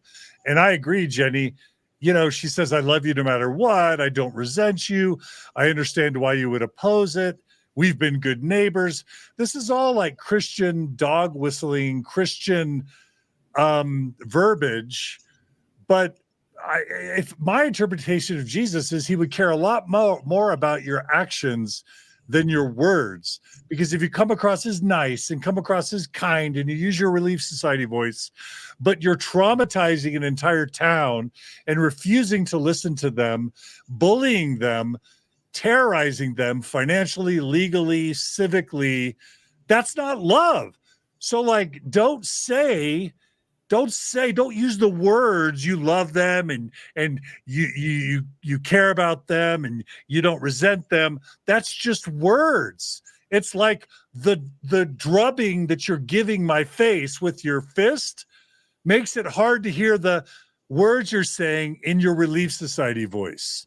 Landon, what do you think? Yeah, I agree with that. They're not walking the walk. Look, there's a win-win here. Everybody could win. The church builds a temple similar to Palo Alto on that site. They get it where they want it. It meets the town regulations. They have a temple. Their youth don't have to drive far. The neighbors get a building that's in line with all the other buildings on that row. It's a beautiful, well-maintained building. Nothing wrong with that. There's a win-win here. But one side refuses because to them, if they have to give anything, they're giving in against prophetic revelation, and therefore that's a loss to them, even though they're getting what they want. All right. And God has changed his mind. There are many temples. They don't talk about him, but there are a lot of temples that were slated to go one place, whether it's town pushback or other issues that are moved. So, or lowered as imperative. Or lowered. There are many changes. Yep. Okay. All right. This next clip is a member concerned about news sources using the word Mormon. Let's roll the tape because that's a really important issue. Thanks for listening to me once again. My name is Jason Jones. I live at 380 Collinwood in Fairview, Texas. The purpose of my remarks tonight is for everybody here, you as the council, but also all of the Fairview members. My hope is to be able to improve our communication and maintain a better sense of unity. And the way that I propose we do that is please to try and focus on describing things as they are or as they really will be. Either of those two. I should say, I feel a tremendous sense of sympathy and some tearing at my heartstrings over the difficult conversations that have happened. I respect everybody's ability to form their opinion and to express it. But my heart breaks when I know that some of those opinions are not based on accurate information. For example, the 80,000 number that has been spoken about tonight of attendance is the hope for the open house of the temple. That's before it goes into service, where it will be open to everybody, member and non-member, is a one-time event. As we've also heard, the routine service at the temple serves a much smaller number, right? 50 to 100 an hour, roughly. I have huge sympathy for those who will live close to the temple and are trying to understand why. I appreciate those who are really trying to understand that and would like to add a key to understanding if information is a reliable source. In 2018, President Russell M. Nelson, the church president, asked everybody who was a member to cease using the nickname Mormon. If you are using a source that is branded with Mormon or something like that, it's not reliable. Please talk to us local members. Thank you so much. Thank you, Jason. That almost felt I like think an you probably attack heard on that Mormon we are not stories using or the on Mormonish. LBS. Mormonish, Mormon discussions, Nemo the Mormon, Mormon stories. All of us embrace and use that name because that's who we are. And again, it's this misinformation. Both sides are saying you have misinformation. And right there, he's saying anybody that has the word Mormon in their show name or whoever they are, that they can't be trusted and they can't be listened to because the church in their letters that they put out tell the members only listen to approved sources. And that gives you that woman we just heard where she says, I don't know why you're opposing it. You don't know why they're opposing it if you only read the letters you're getting from your stake. That's disingenuous. They're not giving people the full scope of what's happening. And we had one woman stand up at a council meeting last time who said she had sent her children out to canvass. She spoke a couple times and apparently they had a bad experience because they mentioned to some people they were canvassing, it's not that big. You know what I mean? Again, those children that went out canvassing are not armed with the correct kind of information to even have any kind of dialogue. It's not about religion. It's about zoning. So yeah, that was definitely a shot across the bow. A lot of people, and I want to get you in here, Landon, a lot of people were really triggered. I wrote it, Eyring voice, Henry B. Eyring voice, where the voice trembles. But so many people just immediately wrote, Rachel wrote the voice crack. Susan Mowers wrote the Mormon voice just grates. Wingman wrote that voice, BRB. And then Jenny wrote his General Crawford's voice is killing me. Like that's a really triggering thing for I guess former Mormons. I don't know. Yeah. Just that Henry B. Eyring trembling voice. I just also want to thank 7892 Kirby. He or she writes, thank you for covering this. I really hope those in the Stake Center watch parties got to hear why this was denied. Yep. I honestly think the members have been unfairly strung along through this. Yeah, 100%. Landon, what do you want to add? I just thought it was strange that he said you couldn't trust any sources with the name Mormon in them from a religion that follows the Book of Mormon. So that's all I've got to say. Yeah, I mean, it's just like a couple of years ago that the Mormon Church spent like $1 billion on the I'm a Mormon campaign, and that was led by prophet, seer, and revelator Thomas S. Monson. It's just so dumb for them to expect the world to say the Church of Jesus Christ of Latter-day Saints every time they want to describe the church. It's just dumb. It's insensitive. It's tone deaf. It's going to change. And it's just silly that that's really how this dude wants to use his 2 minutes. Really? You want to call out the world for referencing? I mean, even the Salt Lake Tribune calls their Mormon news summary Mormon land. And that's faithful Mormons like Peggy Fletcher Stack that have chosen to call it that. So it's just, again, more tone deaf, weird.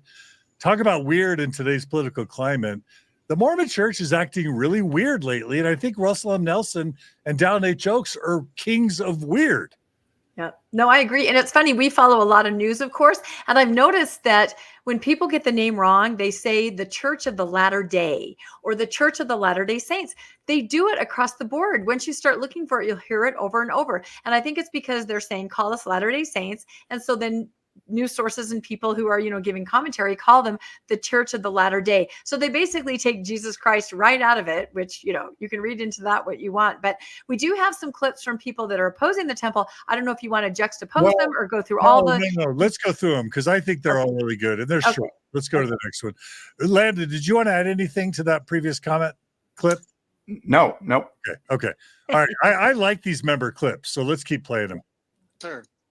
My name is Rainey Rogers. I'm from Okay, 25 pause foot for tall 1 high second. McKinney Pause deck. just for 1 second. Let me set this up Yeah. since it's rainy. So early on in the process, everyone on the city council, the town council in Fairview, received a letter from the mayor of McKinney. You may have seen this on our podcast. It was a gushing, glowing letter about Latter-day Saints and about how the town council absolutely needs to let this temple be built.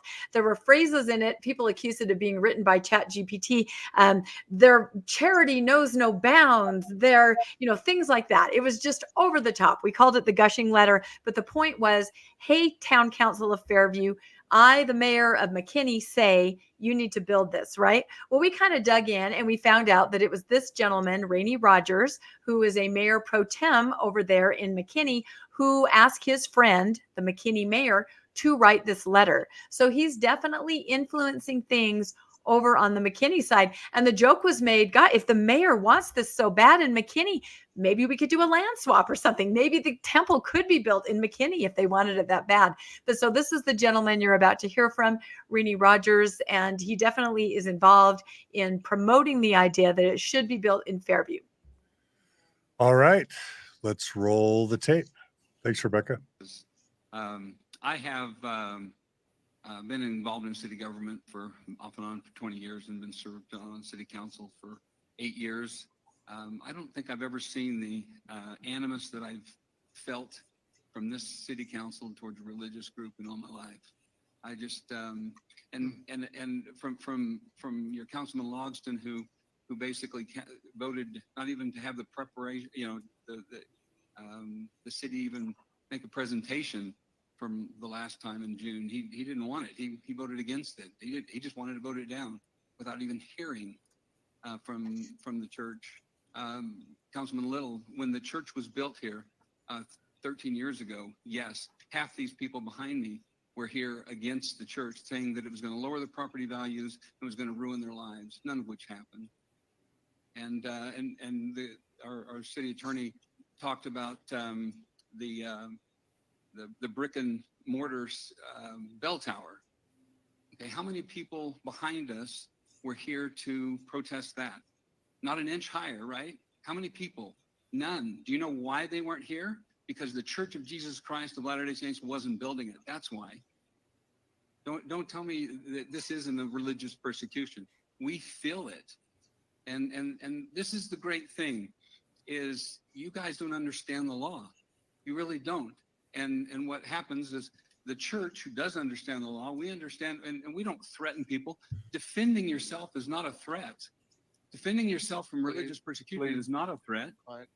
And ultimately, we're willing to pay a lot of money to defend our faith. And if you're willing to spend a lot of money to defend it, the loser pays. And yes, that temple will get built. I promise you that. Thank you, Ray.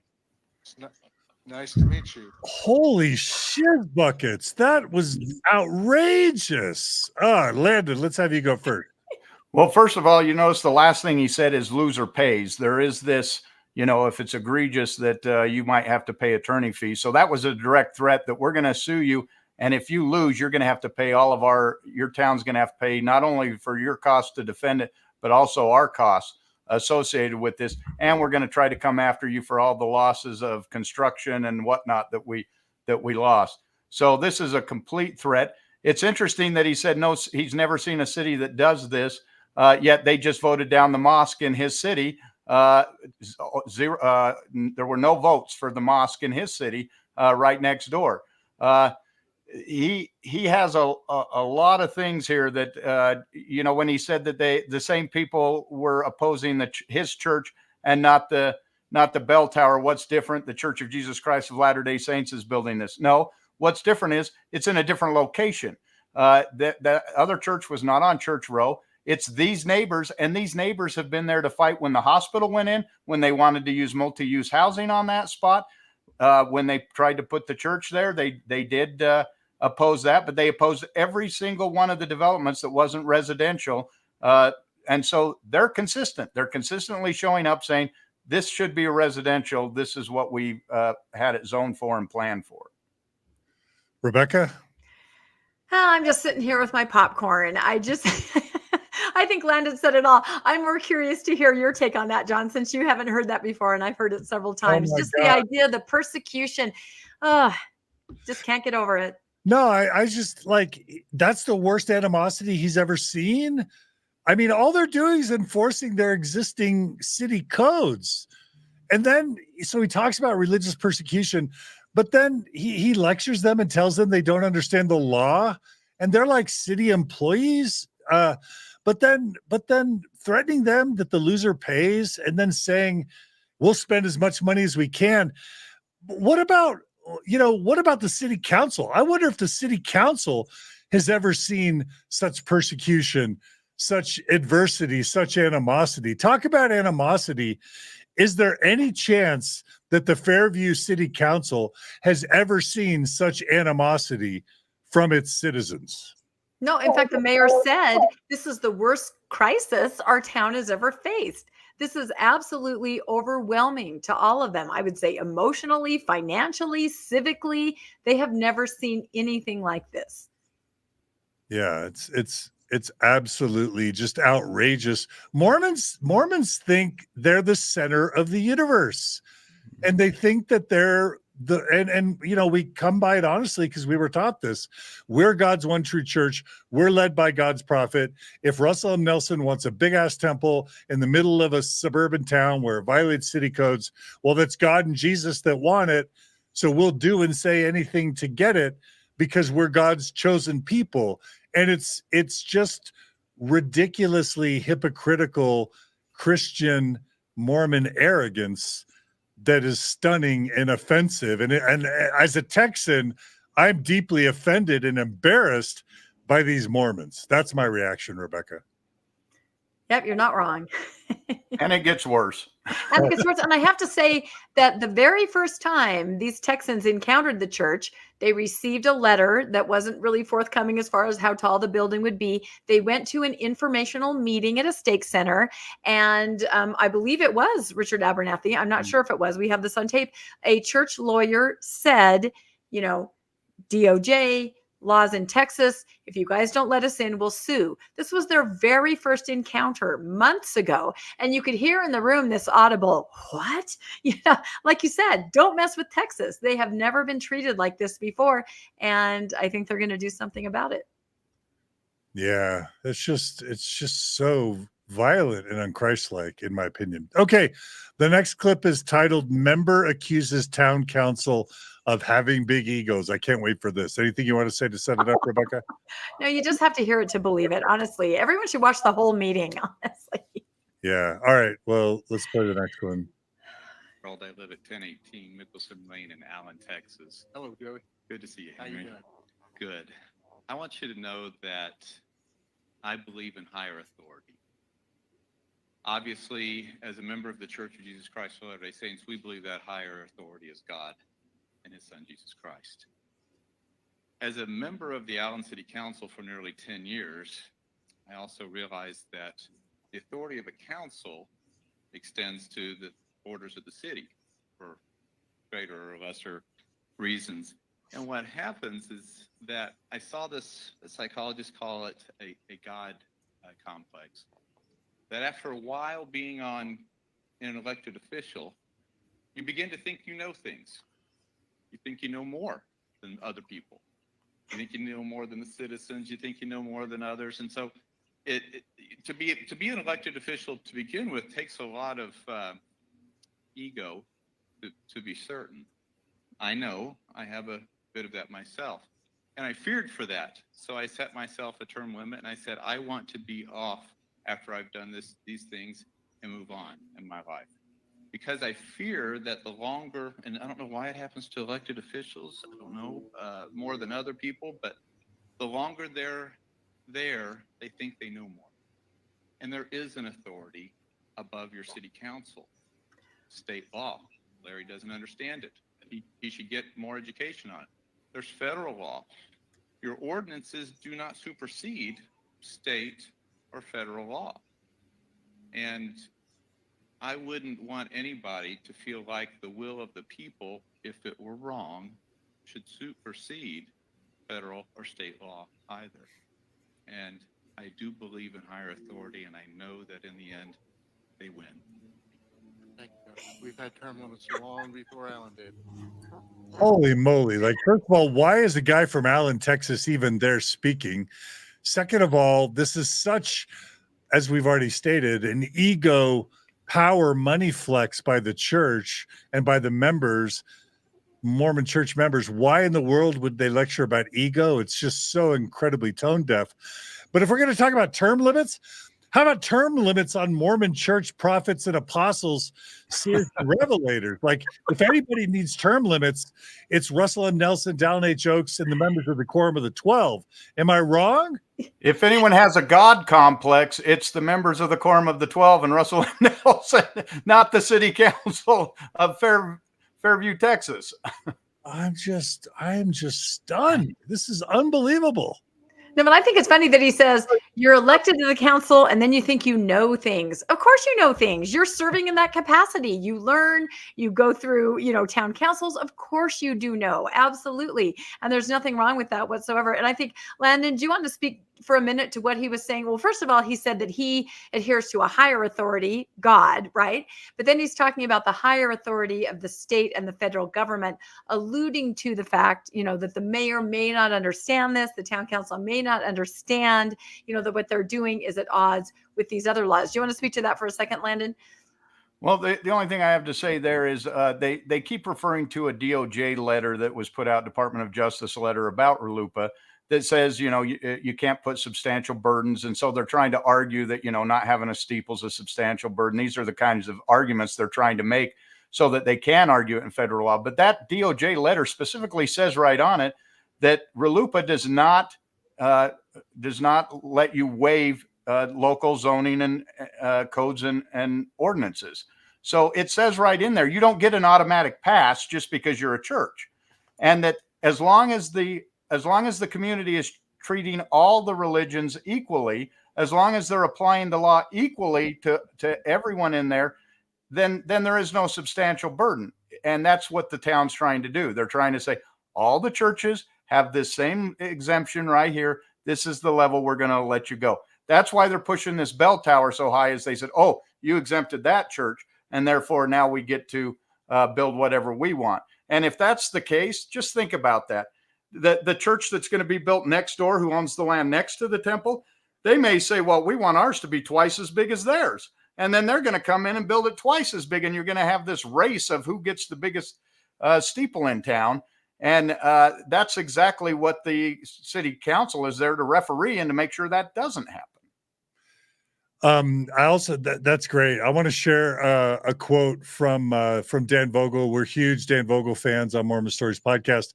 He's one of the top Mormon historians, especially on the Joseph Smith, early to mid 19th century Mormonism. But Dan Vogel writes, you are getting a glimpse of the dynamics between the citizens of Jackson County, Missouri, and the invading Mormons in 1833. Mm-hmm. And for those who don't know, it's true that the Mormons were kind of kicked out of New York, and then they went to Kirtland, Ohio, and they were kicked out of Kirtland, Ohio. And then they went to Missouri, and then they were kicked out of Missouri, and they went to Illinois, and then they were kicked out of Illinois. Mormons are taught by their leaders that it's because Satan fights against the true church and the chosen people. Anyone who's actually read the history, as Dan Vogel duly notes, is that the Mormons were kicked out of all these states for being obnoxious, for violating laws, and for lying, and for intimidating neighbors, and for just generally acting in obnoxious ways. So we want to thank Dan Vogel for his input. Go buy all of Dan Vogel's books. He's amazing. Anything y'all want to add to Dan Vogel's comment? Yeah, I think we've made this parallel over and over. If you want to know what the early church was like, just kind of watch these scenarios. And Landon, I think this would be a good time for you to share that brief conversation you had with the person at Sunstone who talked about the behavior of the church. Do you remember what I'm talking about? Yeah, I think this is I was great. at Sunstone, and an active member came up to me and said, hey, I've been watching your temple stuff. And he said, I want you to know, I know all about the church's past history. I know all the things they've done. I know what they did in Nauvoo and in Jackson County. I know all these things. He said, but I asked myself today, is my church that church today? Are they better today? Are they good today? And he said, you don't have to answer that, but he said, this temple thing has convinced me that they haven't changed at all, that they're exactly the same as they were back then. And this is an active member. Yeah. Yeah. So powerful. Before we show the next clip, I just want to thank everyone who's joining us on the live stream. We've got almost 1,200 people. Would y'all mind subscribing, if you haven't, to the Mormon Stories Podcast YouTube channel or on Facebook? Those subscriptions help with the algorithm. They help show that we're growing, and they help promote the website and what we do. So please take a moment to subscribe to this channel, whether you're watching on the live stream or watching it later. That really makes a difference. Okay, the next clip is member bishop doesn't know how many temple recommend holders there are in the area. Anything you want to say about that, Rebecca? No, we did see a lot of leaders step up to speak. There were a lot of bishops and people in leadership, speaking. And I feel, Landon and I both feel that maybe some of the meetings before, you had just the random member getting up and kind of saying some things that were a little more out there.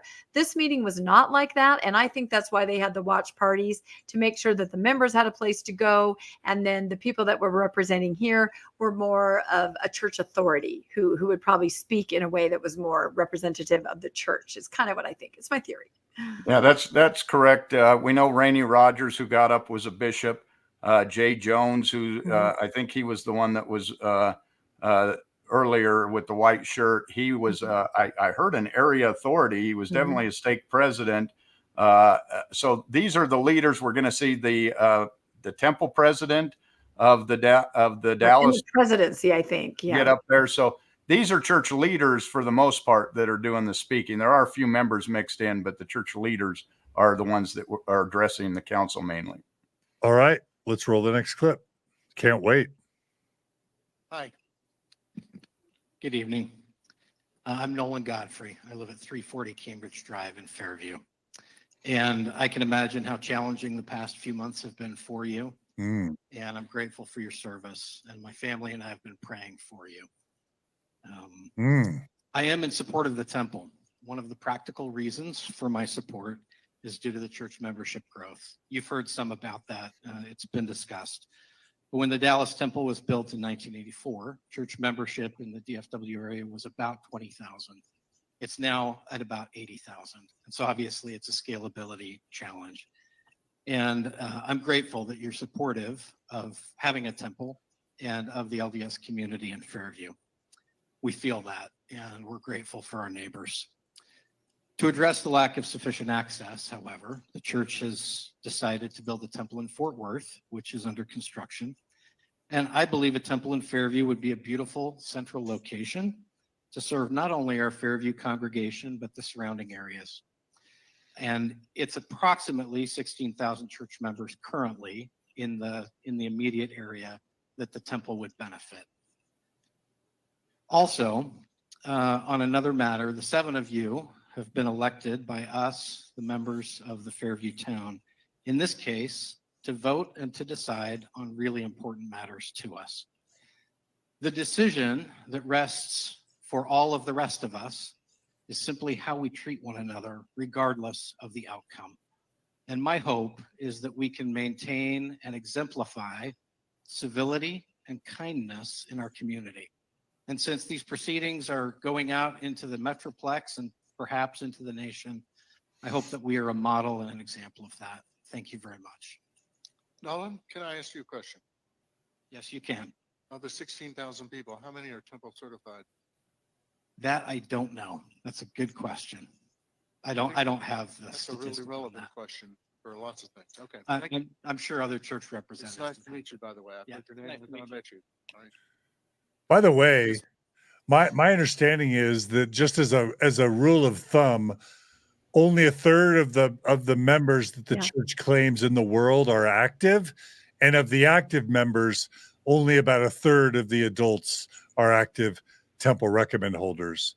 So have y'all done the math on what that would go ahead and tell us? No, you're right. I haven't done the exact math, but it hones down that number. And even of recommend holders, how many go regularly. And as the mayor said, this is a relevant question. I don't know if you could hear with the cutting back and forth, but the mayor said, can you tell me how many people are temple certified? Of course, they don't know the words. They're trying to say, who has a recommend? Who can go into this temple? Because they're just barely starting to understand that unlike a church building of another kind, or the mosque that we described over in McKinney that was voted down, that was going to have a gym and a food pantry and community classes, not everyone, even of the membership of the church, can go into the temple. And so they're trying to learn exactly how many people are we talking about here. And so they ask a bishop. Now they use the word area in the area. Again, they don't know ward, area, district, but I know that the bishop must know how many temple recommend holders there are in his ward, right? And probably even the state, because I think they have meetings about that. But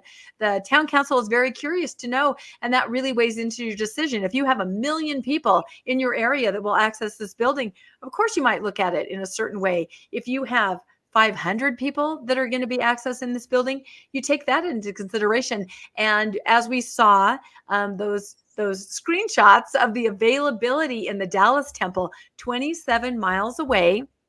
And also anecdotally, we get a lot of information from people saying they are begging for people to work at the temple. They're begging for volunteers. This is in Dallas, or it's a ghost town. I mean, these are members actually who say, I went to the temple last week. There was no one there, or I went, they needed help.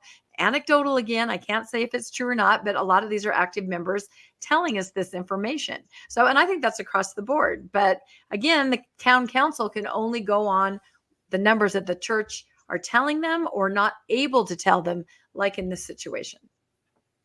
Interesting. Okay, should we play the next clip? Yeah, let's move forward. The next clip is titled Member says denying temple is like insulting his kids. Oh boy. Yeah. I can't wait for this one. All right, let's roll the tape.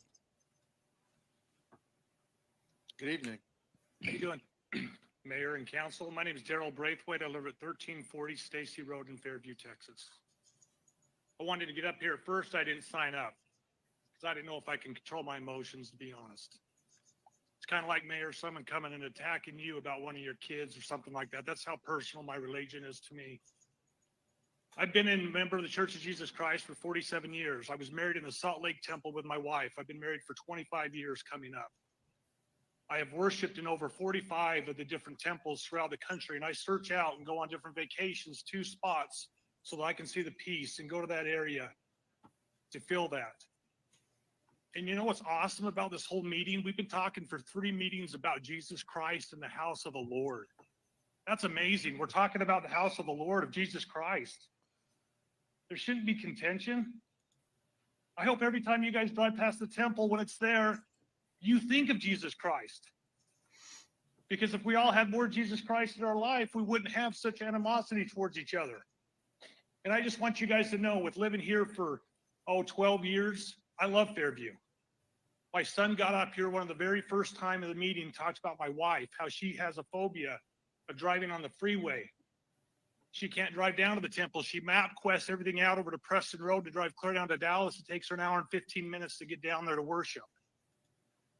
But that's the kind of dedication and love we have for our Savior Jesus Christ. And I understand some people might not understand, or they take things out of context, or you think certain things are funny. You don't understand that can be hurtful because that's personal, like with our kids. And if you guys don't have a full understanding, or Larry, you totally understand the law of certain things, how can you be a judge to make a certain decision? I just want you guys to know that I love this church. I think this is going to be the most beautiful building in Fairview. Thank you. Thank you, sir. Holy mother. Landon, let's let you go first. Well, I love how he says, how can you judge? Well, because he was elected to do that. It's pretty obvious why he's in that position, that he can do that. This one just made me angry when I saw it. He's shouting at people, "Don't you love Jesus?" and getting everybody all riled up. I couldn't help but just kind of chuckle as he was doing it. Because again, this assumes that everybody else thinks that this is Jesus Christ's house, that everyone else believes in Jesus. There's a lot of assumptions in that argument that he's making, that everybody in town sees things exactly the way he does. which is exactly the point. The town has to take all points of view into consideration, not just his. Rebecca? Yeah, and another thing that he said is he said, I know you don't understand things and you're making fun of things or think they're funny. That's the persecution complex, and that is not true. I will tell you, we have worked closely with a lot of residents. We talk to a lot of people there. They are not LDS. They are not making fun of anything. They take anyone's religion and religious beliefs very seriously. This is not a religious issue. No one is making fun of your religion or persecuting you. They are simply saying this is a zoning civic issue. It is not religious. So I feel very sorry that he feels so emotional that he almost couldn't speak because he feels he's being attacked in that way. And I wonder what kind of entity is fanning the flames of making him feel this way. I do know these are real emotions, and I feel very bad that the members, the faithful members, our friends, relatives, and families that are there are having to feel this way, because it's not religious persecution, but they feel that deeply, that they are being persecuted. But I can tell you the residents that are simply opposing the location because of the codes are not thinking along that way at all. They respect you and they respect your religion. This is not a religious matter.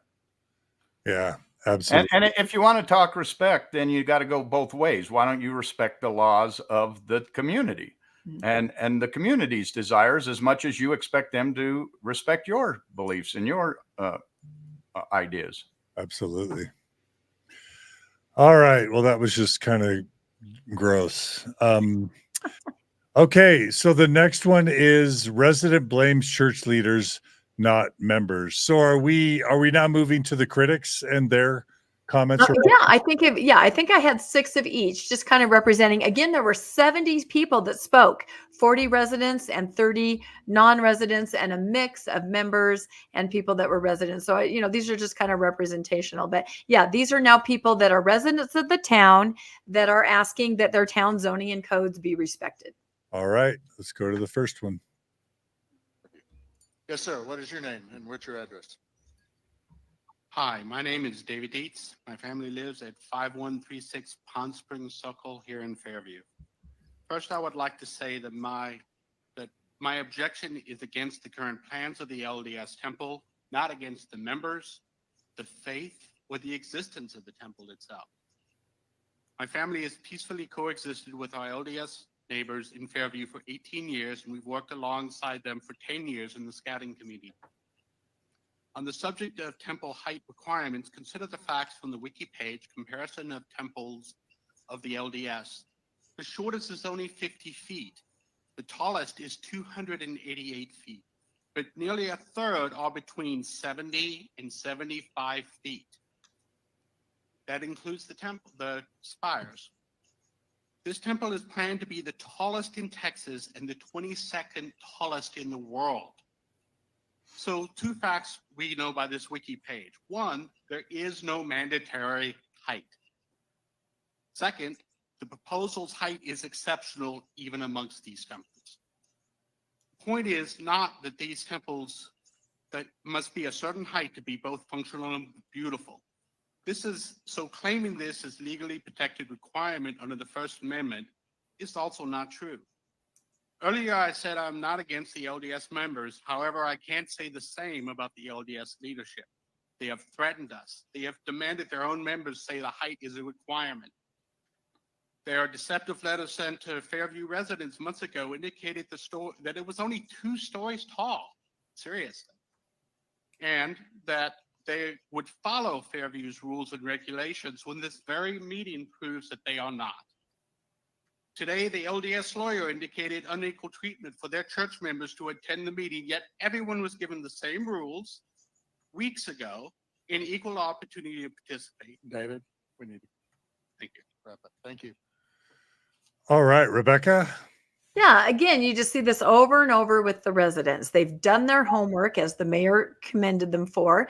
And in this case, he's saying, there are so many temples that are not of this height. This is going to be extraordinary, even by LDS standards. The Dallas temple, I think you heard at the beginning, the mayor said the Dallas temple could be built there, right? It could be built right there in Fairview, those dimensions. But again, you can see the residents trying to help the LDS members understand we are not against you, your faith, or even the existence of the temple. We are simply saying please adhere to our zoning codes and our laws here in our town. So you'll see this over and over. I could show all 40 clips, and this is how the residents are.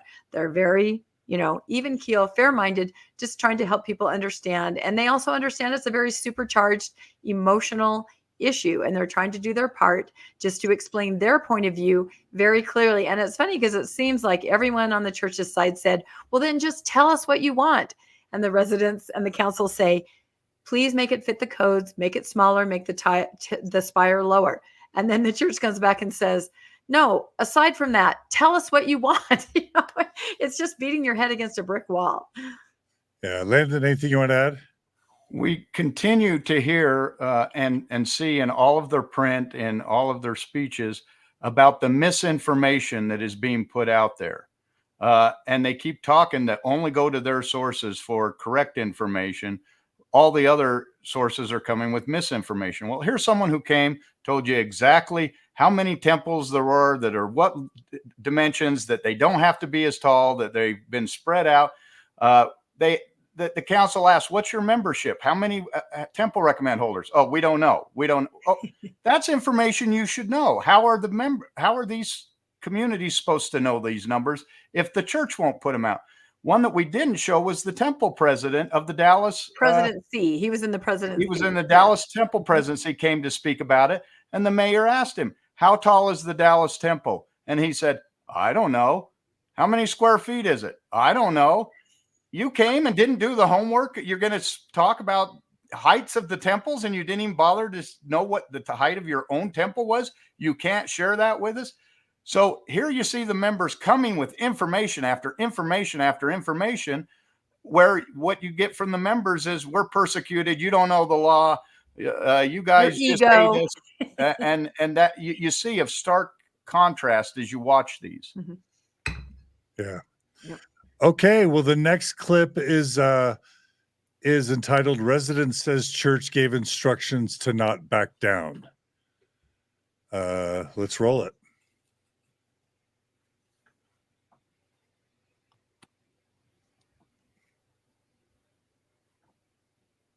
What's your name, Lee? My name is Lee Moore, and my husband Gary and I chose Thompson Springs on Hammerly Drive in Fairview over 20 years ago as our forever home, specifically because of the RE1 zoning codes, and that we had very little fear that any applicant would come into our town and call us, the opposition, play the victim, and actually threaten to sue us if we don't bow down to their demands. This is the modern day David versus Goliath, using their billions of dollars to bully, as we heard tonight, threaten us and our community and citizens. And that is pure arrogance, as you said, and is not neighborly. The applicant is the real opposition who is blessing us with their bully behavior, who without compromising makes accusations of religious bigotry and even has called us a liar when we said that they threatened to sue us. These lawyers here were given marching orders from the leadership in Salt Lake to not back down, as it might set a precedent that they actually work with the cities and towns where they expect to bring joy and peace, blessings, instead of it's our way or the highway attitude. We are asking the town council to deny the cup because it does not conform with the ordinances and precedents, including steeple and building height, lighting to protect our dark skies, and the traffic issues. We are and have been a good neighbor because the applicant already has a worship center in our town since the groundbreaking in 2014, opening in 2016, that currently has the highest precedent. Yet it isn't good enough for them. No, they want to soften the hearts of the town residents with a structure that is more than double the current precedent that they themselves hold. And the neighborly actions of threats to sue us is if they don't get their way. The actual opposition here today and listening online could likely already have the approval of the structure, but these lawyers and your leadership are the bottleneck and the obstacle, not this small town that just wants to follow the ordinances and not an inch higher or a bulb brighter. Please ensure the structure follows the zoning before you burn the first shovel. That was great. Yeah. That's a mic drop moment. She said everything. And at that moment, I thought, I really hope the active LDS listening in their stake centers hear that. And just for a second go, this lady makes sense. She's not saying anything against us. She's not persecuting us. She's talking about her town with emotion in her voice, facts, and maybe learn something from this. I think she says it all right there. You could almost end the podcast on that. Yeah, Absolutely. Yeah. Anything else you want to say about that one? No, she said it great, and nothing she said was unfactual. The comment she made that they'd been instructed by Salt Lake not to lower the temple actually came from a meeting that we have a recording of that was sent by stake members that were at this meeting, who sent it to us saying this just is wrong what they're saying, where the lawyer said, if we lower it here, we'll have to lower it everywhere, and pretty soon every church will be 35 feet tall. Every temple will be 35 feet tall, which he knows is absolutely ridiculous because the steeples are 68 feet tall already in town, and there is plenty of precedents to keep them at those heights. It's not going to go to 35 feet, but that was what he told the residents. So what she said is based in fact, and there are recordings. That's not just a feeling. Okay. All right. The next clip is entitled "Resident Tells Council They Have Their Back When Sued." That's important. All right. Let's roll it. Good evening, sir. Good evening. My name is Patrich Shean. I live at 1309 Bethpage Court. My wife and I moved here 5 years ago after retiring. What she said. Thank you very much.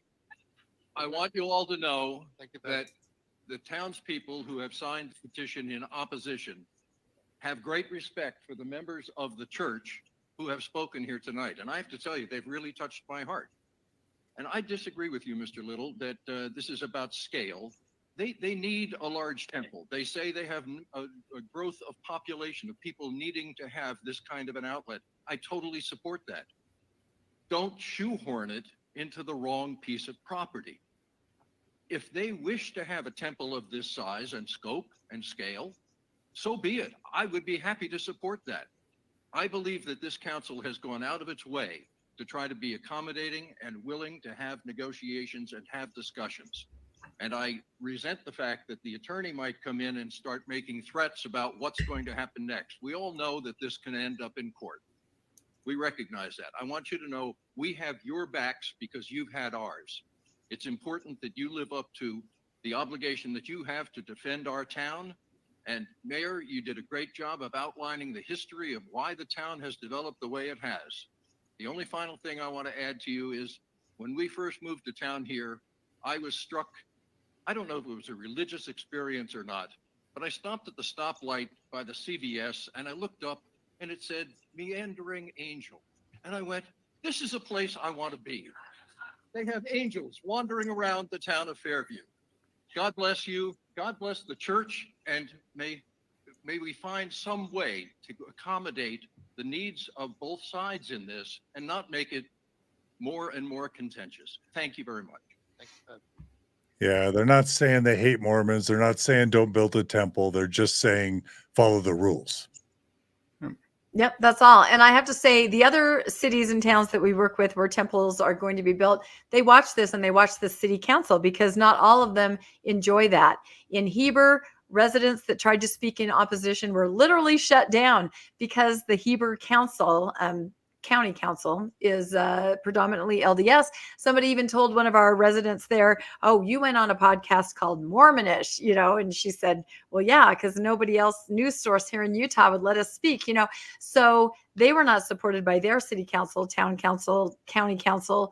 In Heber, you see Vegas, where they took campaign contributions from the lawyers working for the church, legal, ethical questions about that. It is legal, but ethical, so I think the Fairview residents recognize that they have a town council that is going to support everyone in the town, and they're willing to back it up and say, we've got you on this because you have us. And we know that hasn't always happened. Got it. All right. Next clip is resident says church will pay no taxes. Great point. All right. Tell us your name. Ray Foster. Let me call a couple people. Thank you. I'm engrossed in listening. So I'm just pulling from the pile I have. Alicia Keeney. Nolan Godfrey. Now, Nolan has already talked, so you're done. Okay, we got Nolan. We're just calling more people up to get in line so that they can go quickly. Abigail Godfrey, if you're here. Holly Snow, Fairview. Scott Santiago from McKinney. Karen Bailey from Fairview. I met Karen. You can see how many people are lining up. Like you can see that this went on for hour after hour. And after 3 hours, when it was discouraging when you kept seeing people get in line. You're like, okay, sit down. We get it. And are these green shirts like yours?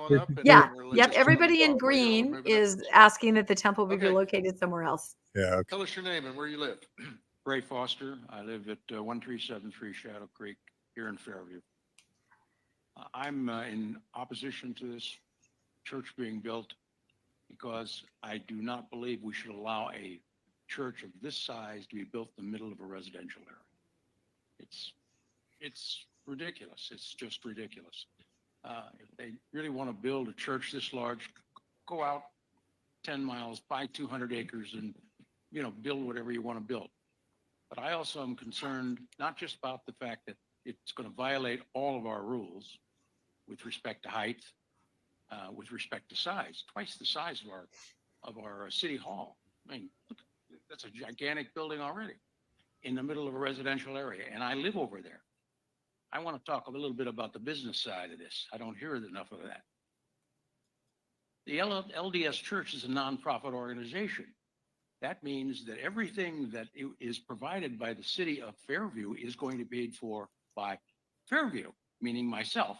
Now, I'm a retired guy, as are about 3,000 or 4,000 more of our residents, because this is a big retirement area, and we're going to get to pay for this church costs. They're going to require 80,000 people coming into an area currently occupied by rabbits and grasshoppers. We're going to have 80,000 people. We're going to need more policemen. Policemen cost us a couple of $100,000 loaded cost per year. We're going to have to pay those costs. The church isn't going to pay those costs. We're going to have to pay them. And I'm opposed, as a retired person, to have to pay their costs. I don't mind the church that's here now. I don't mind any of the other churches. Those churches were built for the people that live in Fairview. This church is being built for the world. We're going to have people coming from Oklahoma and Lord knows where else. I'm opposed to spending money to take care of people from other parts of the world. Thank you, Ray. Yeah, that's a fair point. Churches don't pay taxes, and this is going to be a cost to the town, to the city, correct? Yeah, and that's what people finally start realizing. They're like, we're going to have to support the infrastructure here with, a fire truck that has a ladder long enough to get to the top and roads and things like that, but no taxes paid by the church itself. So it's a fair point. Again, this just represents, as we kind of speed through now here at the end, that all the residents have done their homework. They've looked at all the issues. None of the issues are, we don't like Mormons. All these issues are legitimate. Yeah. One of the arguments you always hear is they say, oh, the temple's going to increase your property value. Well, for some reason, everyone thinks that's a great idea to increase the value, your property value. Well, what happens when your property value goes up? Your tax bill goes up. So even if you're right that it does increase, that means everyone who lives there now gets to pay more money for the very privilege to live where they already live, to look at something they don't want to look at. How is that a benefit to the community? And others will say, well, people coming in will use your services. They'll go to your restaurants. They'll use your hotels. This is a small town. And keep in mind, this is built on the opposite side of town of where the commercial district is. So these people will be using the other cities that surround it. They'll be using their resources and be paying money to them in taxes, not necessarily where the temple is, that's a residential area that doesn't have these services. All right. Yep. And another point is when the lawsuit comes, when they're sued and the expense falls on the city and also, trickles out into the taxes, everyone will be paying for this lawsuit. Members in Fairview and people who are residents in Fairview. Everyone will pay. All right. The next clip says, resident says Salt Lake City is stopping members from getting a temple. Yep. Not us. Great point. All right. I think this is a great point. Let's roll it. My name is Alicia Keeney, and I live at 171 Horseshoe Bend. Good evening, council members and Mayor Lessner. I want to thank you for your time. I've asked Ben Brown to present the petitions from Fairview residents. In 6 weeks, we have collected 2,482 signatures.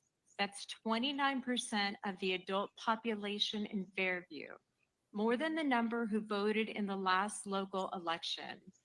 We're urging you all to protect our town zoning ordinances and not allow the conditional use permit for the applicant. I would ask that you deny with prejudice because the applicant was given an opportunity to make meaningful changes and they have unfortunately declined. Their only response is to threaten the residents of Fairview with a lawsuit. Our homes are our sanctuary, and they're just as important as any religious entity. They provide us with an escape from the intrusiveness of the world around us. It's where we feel safe, secure, comfort, and peace. Our society benefits greatly from home ownership. Protecting us should be your top priority. Fairview United began with a few of us neighbors coming together, outraged at the idea of any entity having the audacity to force their way into our peaceful neighborhood, completely disregarding our town ordinances and neighbors' valid concerns. We now have amassed a group of concerned citizens who love this town and will fight to protect it. We are not defined by a religion or a political party. Our love for our neighbor is our driving force. We love our LDS neighbors and we're saddened by the division. We are not your enemy. We want you to have your temple, but you must respect our laws. We are not the ones stopping you from having this temple. Salt Lake City is. Thank you. Yeah, I love that idea that our homes are just as sacred as any religious building. Landon, what did you want to say in response to that video clip? I was actually kind of watching the chat here, and someone said, I wonder how the people in Provo would feel if they proposed a 75 to 100-foot mosque or Hindu temple.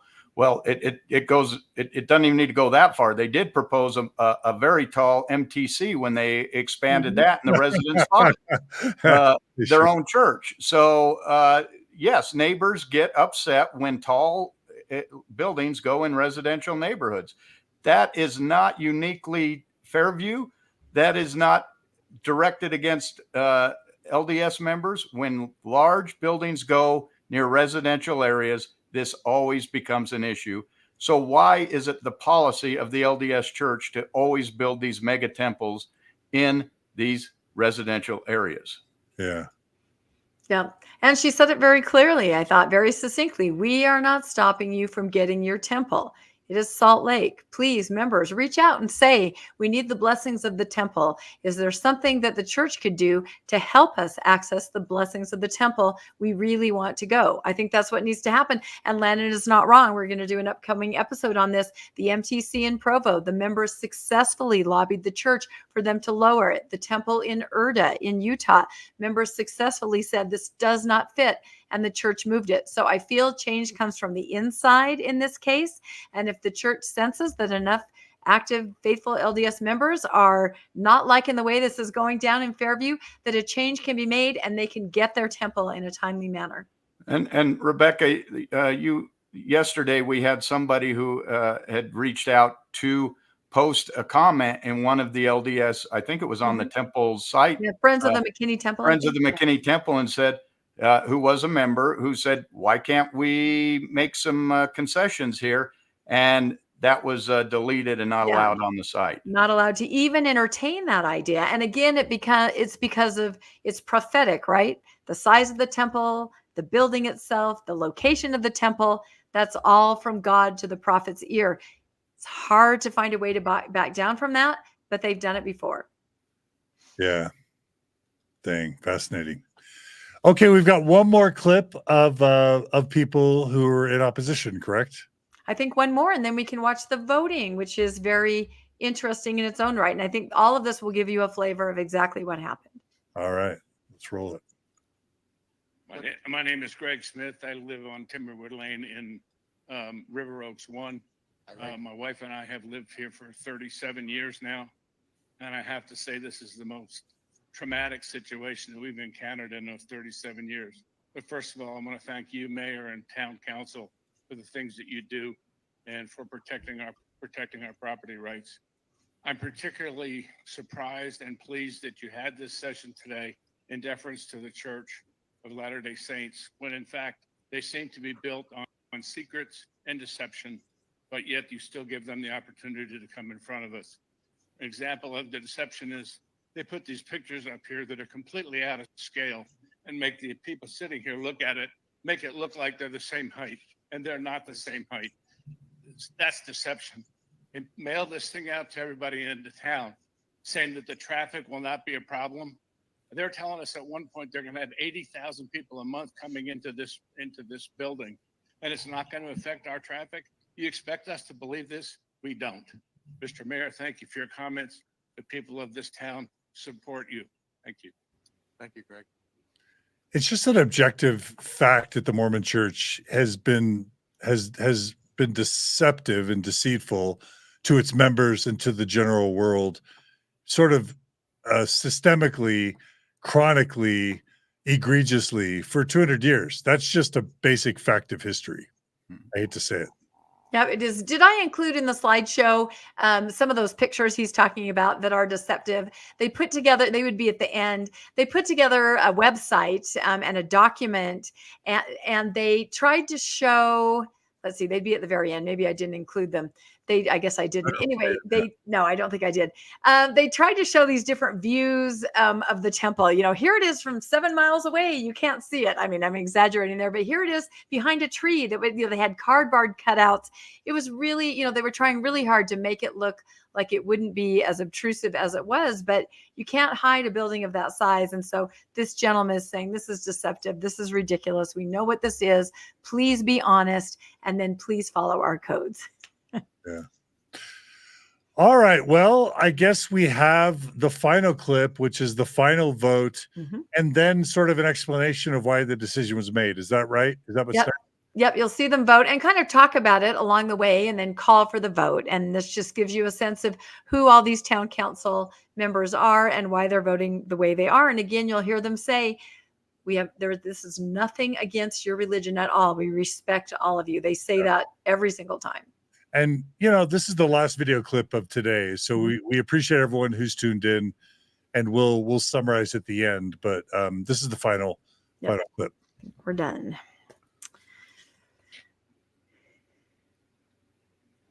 Okay. And this is after how long? 5 hours? I think it was 5 hours. Yeah. I think that was with our pre-show. So yeah. So probably 4 hours of meeting. Yeah. The council will have any discussion, see if anybody has anything to say. We have, just so you know, for everybody, we have 4 choices tonight. We can approve this as it's presented. We can approve this project with conditions. We can deny this project without prejudice, which means that someone could bring in another plan, substantially revised plan, anytime they wish. They would need to go to P&Z and come through the council again, or we can deny with prejudice. And with prejudice means that they would need to wait at least a year to come before go through P&Z and the council again. So just so everybody knows, what are the 4 choices we have tonight for the council. So council, does anybody have any comments, thoughts, things you want to say?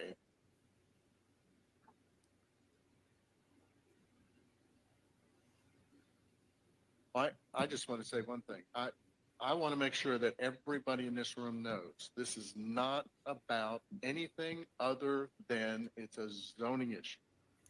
The building is too big, and it's too big for that location. That is all this is about. This is not about where LDS is, where somebody else is.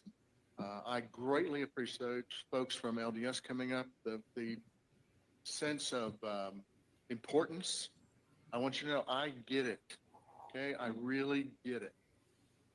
But we also have, and I know about the laws, but we also have a need in our community to represent our community and to do what is best for our community and follow our laws.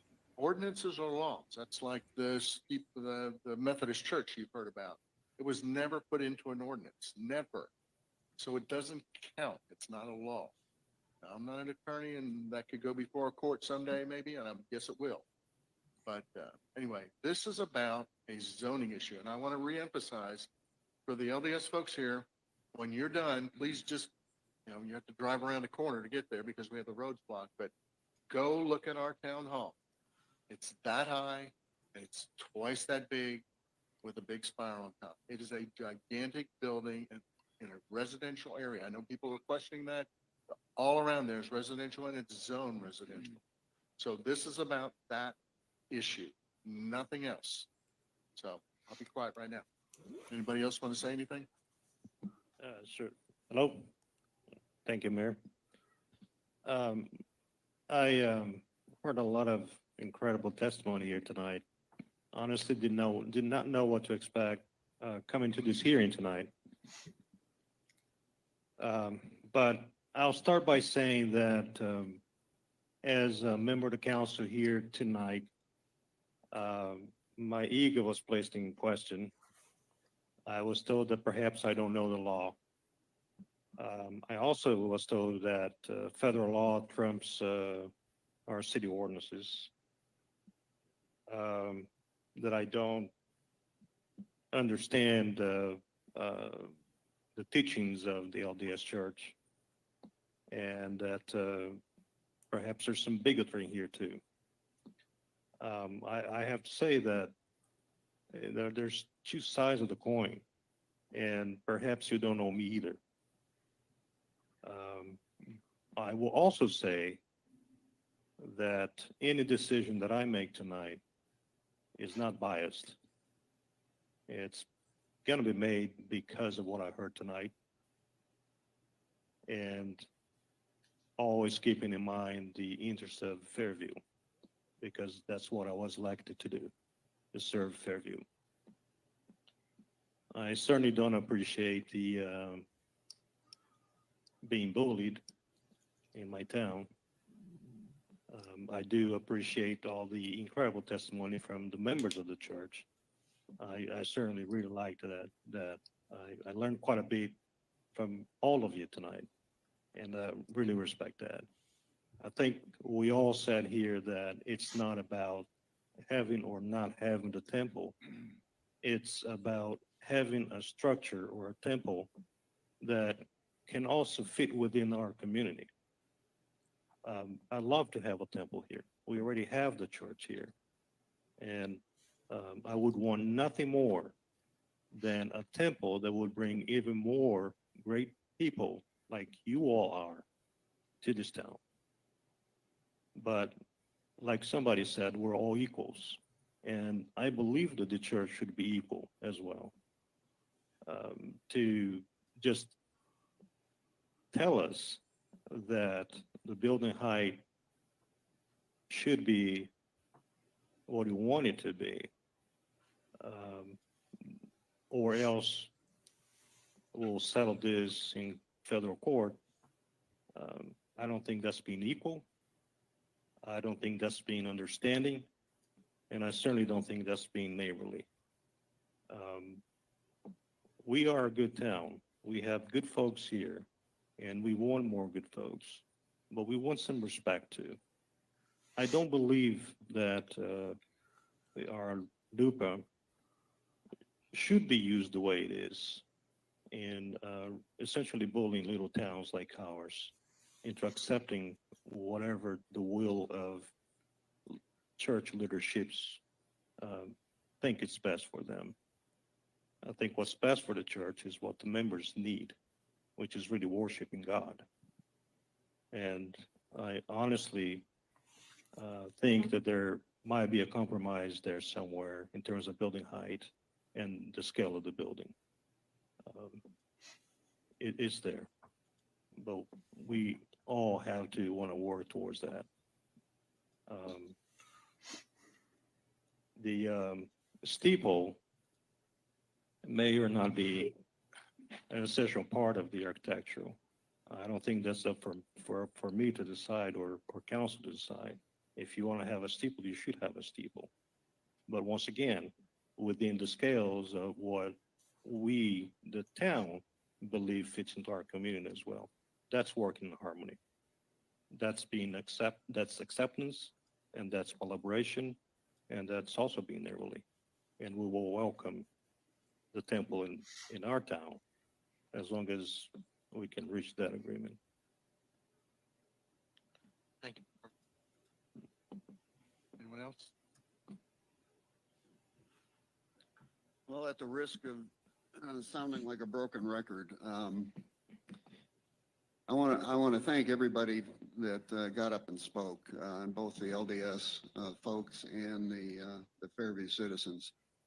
I'm particularly impressed with the conviction that the LDS folks have for their faith. It was just totally impressive to me. I wish I had half the conviction that some of the folks that got up and spoke said. Having said that, it is a zoning issue. The Fairview residents who I represent and I have an obligation to listen to want the temple built, but they want it built in accordance with our ordinances. We gave you, 2 months ago, we gave you a template to go back and work from, 42 feet on the building and 68 feet on the steeple. I did not hear any movement towards that tonight. So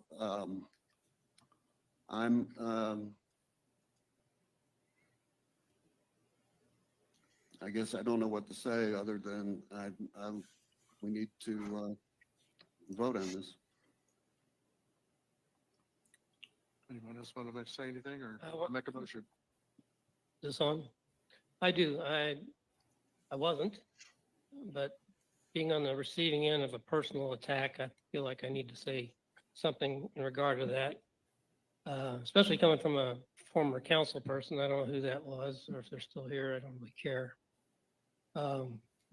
If you take what he said, I voted against the church without, or the steeple, the temple without ever seeing the presentation. Last meeting, I was going to vote against it out of total ignorance, and that's just not true. Maybe they do things different in other councils and other towns. I'd seen the presentation. We all had. The vote was not to deny or approve the presentation, the request. It was to give an extension of 2 months, so that, which was asked for by the LDS. And my reason for voting against it was I didn't believe there would be any change in what they presented. So I guess I was right. Anybody else want to make a comment? All right, so now I think we're to the point of where we need to make it known where we stand. So I ask, does anybody on the council wish to make a motion about this, please? I will.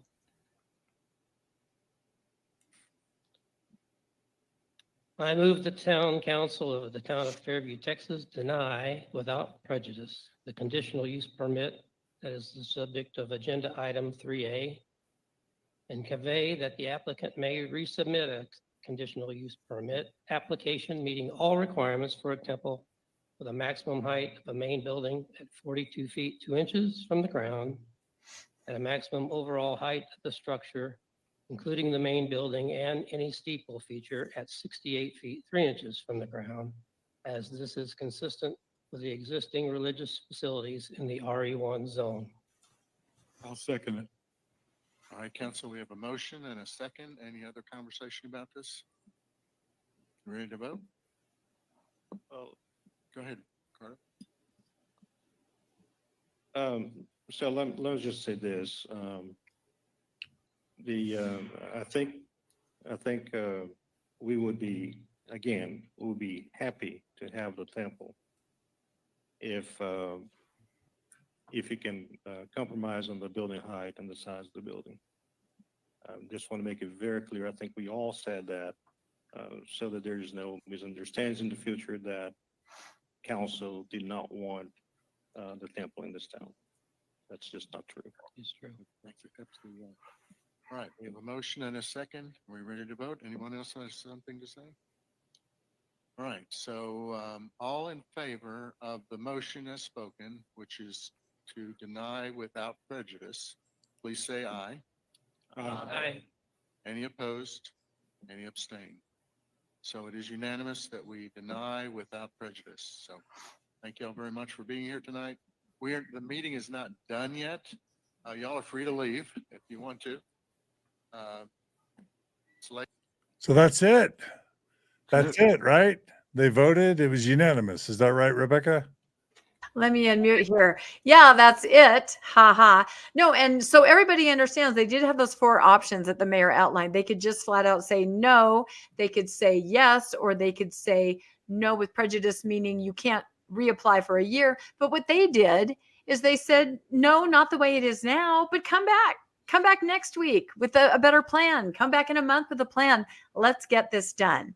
But that's not exactly what happened, is it? Because the next morning, this happened on Tuesday, the next morning by certified mail, the legal proceedings, the suit arrived. So we're all back in it. Okay, wait. Are you talking about the Mormon Church saying they're going to sue Fairview? Yes. Okay. Not quite, because the suit was by individuals, but it's backed by the church. The church has their own probably coming as well. Yeah. And I want to point out that they voted without prejudice. I think every one of those council people wanted to vote with prejudice, which would mean they could not bring it back for a year. And they wanted to do that because they don't want to put their town through this for another year. At least that puts it off for a year. And they already gave them 2 months to come back with something revised, and they came back with nothing, which is what that one councilman was saying. I didn't want to give you the 2 months because I knew you weren't going to come back with anything, and you didn't. But they did. Legally, I agree with their decision that they had to say without prejudice so that the church could make a design change and could come in compliance and could bring it. They left the door open to the church. And what's the church do? Immediately, they start the lawsuits. There was compromise made here by the council over and over and over. Lower the height, put it here. Keep the same design, but put it over here. We're willing to work with you. But over and over from the church, we hear the same thing. We're going to sue you. We're going to sue you. We're going to sue you. We're going to lower 15 feet off. If you look at the spire, the top part, that 15 feet, is like a little lightning rod. It's so thin that's not even it. You see the top part there? That's such a small part that comes off. It's not even relevant, and the church knew it. And then to change the name to Fairview, where it is, instead of McKinney, where it's not, is simply fixing something that should have never been named that in the first place.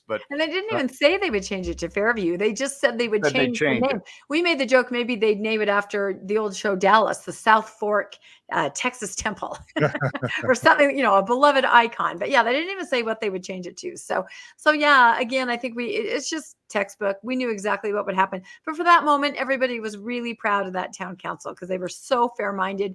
You could hear it in what they said. You could sense it in their demeanor. I think they're all heartbroken over what is happening, and they're just trying to be fair-minded and do the best they can and hold their community together.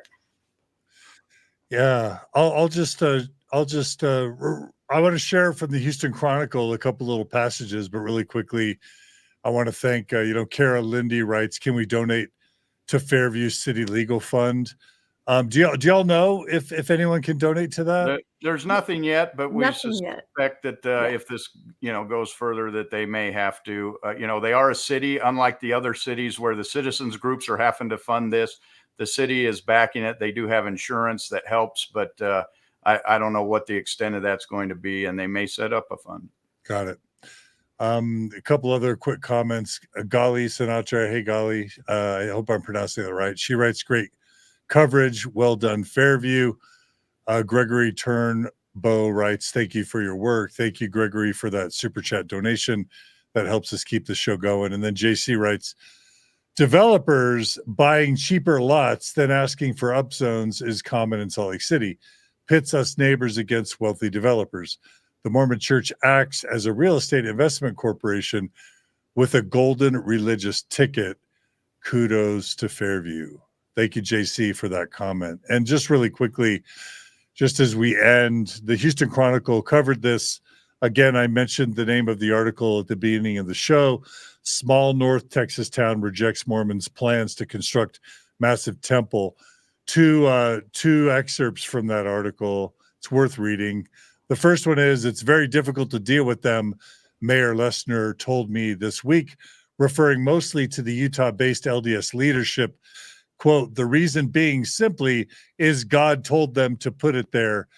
How do you argue with that? Honestly, like when the guy told the people, I really am touched and respect your level of faith and devotion. I was ambivalent about that because I guess, but also it's the level of religious fanaticism that's so extreme that's causing all these headaches. So I guess I'm not super impressed by the beliefs and the devotion of these particular fundamentalist, orthodox, extreme, abusive Latter-day Saints. I'm not impressed. Yeah, no, the council was very kind. There were a lot of youth that stood up to speak, even young, like 12. And the council was so respectful and kind of those youth and told them, thank you for being here and we appreciate your sentiment. But yeah, no normal person would understand the pressure on an LDS person to say the things they need to say. And we saw that when they first introduced the idea of the steeple doctrine in letters. That council meeting, they went and you had grown adults, LDS people, tearing up over the height of the steeple. It's so important. They were just told about it 2 weeks ago in an email from a stake president, but now it's completely part of their belief to the point where they can get emotional talking about it. And I think that's what you're referring to, John. How is that sincere in any way? Yeah. The other quote I'll share is, quote, this is a matter of religious freedom, of religious rights and liberties, and we believe that it's simply discriminatory, Raskin said. Who's Raskin? This is Art Rascone. He is the area rep. He is a beloved news anchor in the area. I think he's retired now, but he's definitely a public figure there. But he is an area rep, and he's come out and spoken several times, sent communications. He had a lot to say in the planning and zoning meeting. And definitely what he says over and over is we just want to be good neighbors from the bottom of our heart. I made a bingo card. He says that quite often. So, but he's the area rep. Yeah, he's crying discrimination. Yes.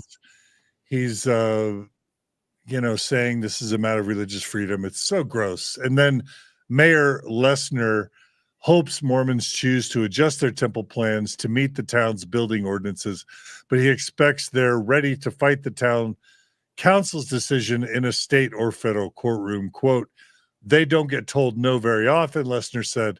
They're going to sue us. So there you have it. The Mormon Church, the Church of Jesus Christ of Latter-day Saints, God's official church on the earth, richer than Heavenly Father, worth $250 billion, is going to follow the example of Jesus Christ, the Prince of Peace, the love your neighbor, do good to them that use you, walk a mile in their footsteps, forgive 999,000 times. That church is now going to turn their lawyers loose on this small town, potentially bankrupt the town, and litigate in the name of the Prince of Peace. I don't know what else to say.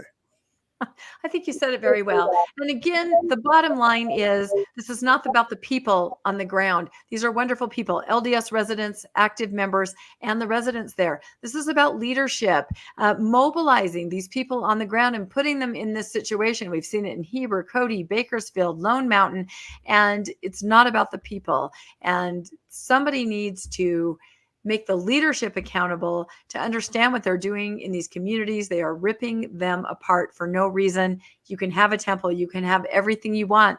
Just simply work with the towns, make the concessions. I'm going to introduce the acronym WWJS. Who would Jesus sue? That's my new WWJS. Unfortunately, everyone, I think. I don't know. Pretty much everyone. Landon, any final thoughts? Again, I want to just say how dangerous this precedent of the church suing. They want to talk about the law and the protection and separation of church and state, but they're going down a slippery slope. This argument that churches can do whatever they want, that they can outmaneuver the legal system by simply having their prophet say something is true and then point to religious right and religious freedom, that they are above the law in every case. This is a dangerous precedent to set for towns. And if Congress wants to give churches the right to make zoning ordinances in every community in the United States, then God help us all. Absolutely. Not to be outdone by our viewers and listeners, or not to be outdone by me, I should say. Ruth Heath writes, I will go, I will sue the towns. The Lord commands. Yeah, I love that. Oh my gosh, this is great. Yeah, and if you guys have not checked out what's happening in Heber and Cody and Bakersfield and Lone Mountain, these are equally compelling stories. Everybody's kind of at a different point, you know. Cody is at the very end with the final judgment. The citizens finally had to sue their own town for not standing up against the church. You know, it's a little different in each town, but it's very intriguing, but the same playbook, as we like to call it, the playbook every time with variations. Yeah. Well, I just want to thank personally you, Rebecca, and you, Landon, and also Nemo, all the whistleblowers that are sending y'all information, even the believing faithful Mormons that are on the inside leaking information to you.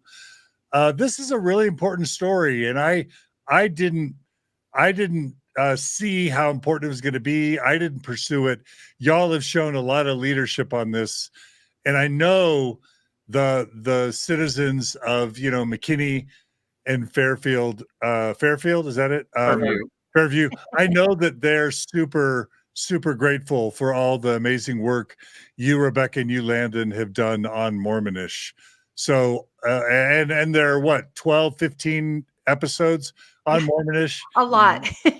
Our viewers might be tired of it, but I have to say, in working with people, and I will just very quickly tell you how it all started. A Mormonish viewer reached out to us and said, hey, I live in Cody. The church is trying to build a temple here. Some of the residents are trying to figure out what's going on. Is there any way you could talk to some of these residents and kind of explain Mormonism to them? Because they don't understand what is happening or what some of the terms they're using. That is literally how it happened. And then other towns said, hey, I hear that you're kind of helping with this. But now all these people in these towns, we consider friends. They're not just people that we're working with. These are friends. These are places that we've gone to visit. These are our friends. And that's why we feel it, we feel it so much, because everybody can get it. Can't we all just get along? I guess I'll say that. There's no need for this to happen and rip these communities apart. And it's just really sad to see. Yeah. Landon, any final words? I just appreciate you having us on, and it's going to be this pack of hyenas that just keep saying you can't do this to communities. That's going to put a stop to this. We've got to in the post-Mormon community as well as in the non-Mormon community, and we invite our friends in the LDS community who can see this for what it is to please step up and let's not let them get away with this. All right. Well, Ruth hits it again. She writes, Rebecca and Landon are absolute heroes. I agree. So's Nemo. Please subscribe to the Mormonish YouTube channel. Also, please donate to Mormonish Podcast. They're a 501c3, and they deserve to be paid for their work. Please also subscribe to Nemo the Mormon YouTube channel. Donate to Nemo. And while you're at it right now, if you can, subscribe to the Mormon Stories Podcast YouTube channel. And of course, we thank all our donors that make Mormon Stories possible. We lose donors every month. So if you want to support Mormon Stories, you can go to mormonstories.org, click on the donate button, and become a monthly donor. And we'll do our best to provide summary news stories. Sometimes we're not going to be able to go into the detail that a Rebecca and a Landon would, or a Nemo, but we can provide occasional summaries. And I really like the teamwork that we can do of providing different levels of coverage for different audiences, So yep, I think that's important. I think every way that we all contribute is needed and useful in that sense. Yeah. So yep, it's great. You're awesome, John. Thank you. You too. All right, Rebecca. Thanks so much. Thanks, Landon. Thanks to Julia for the time codes, the show notes, the shorts, and all that she's doing in post-production now. Thanks to Maven for moderating the live stream. We love you, Maven. And thanks to this wonderful progressive and post-Mormon social media, YouTube, podcast community. We're the Davids fighting the church's the Mormon church's abuse of Goliath. And I'm proud to work alongside people like Radio Free Mormon, Bill Reel, Mormonish, and all the others. Anyway, blessings to the Fairview people. Blessings to that city council. Bless their hearts. Heavenly Father, please bless them. If you bless anybody, please bless those people and their families. We hope the Mormon church fails spectacularly. We hope that this backfires and harms the church's public image, not because we wish the church any harm, but just because we want the church to learn to stop bullying people and abusing people using its money and power. Thanks to all the people who joined in the comments. So many great comments today. And we hope to do more good things in the days, weeks, and months ahead. Be good to each other. Be kind to each other. Y'all take care, says the Texan John. And we'll see you all again soon on another episode of Mormon Stories Podcast. Take care, everybody.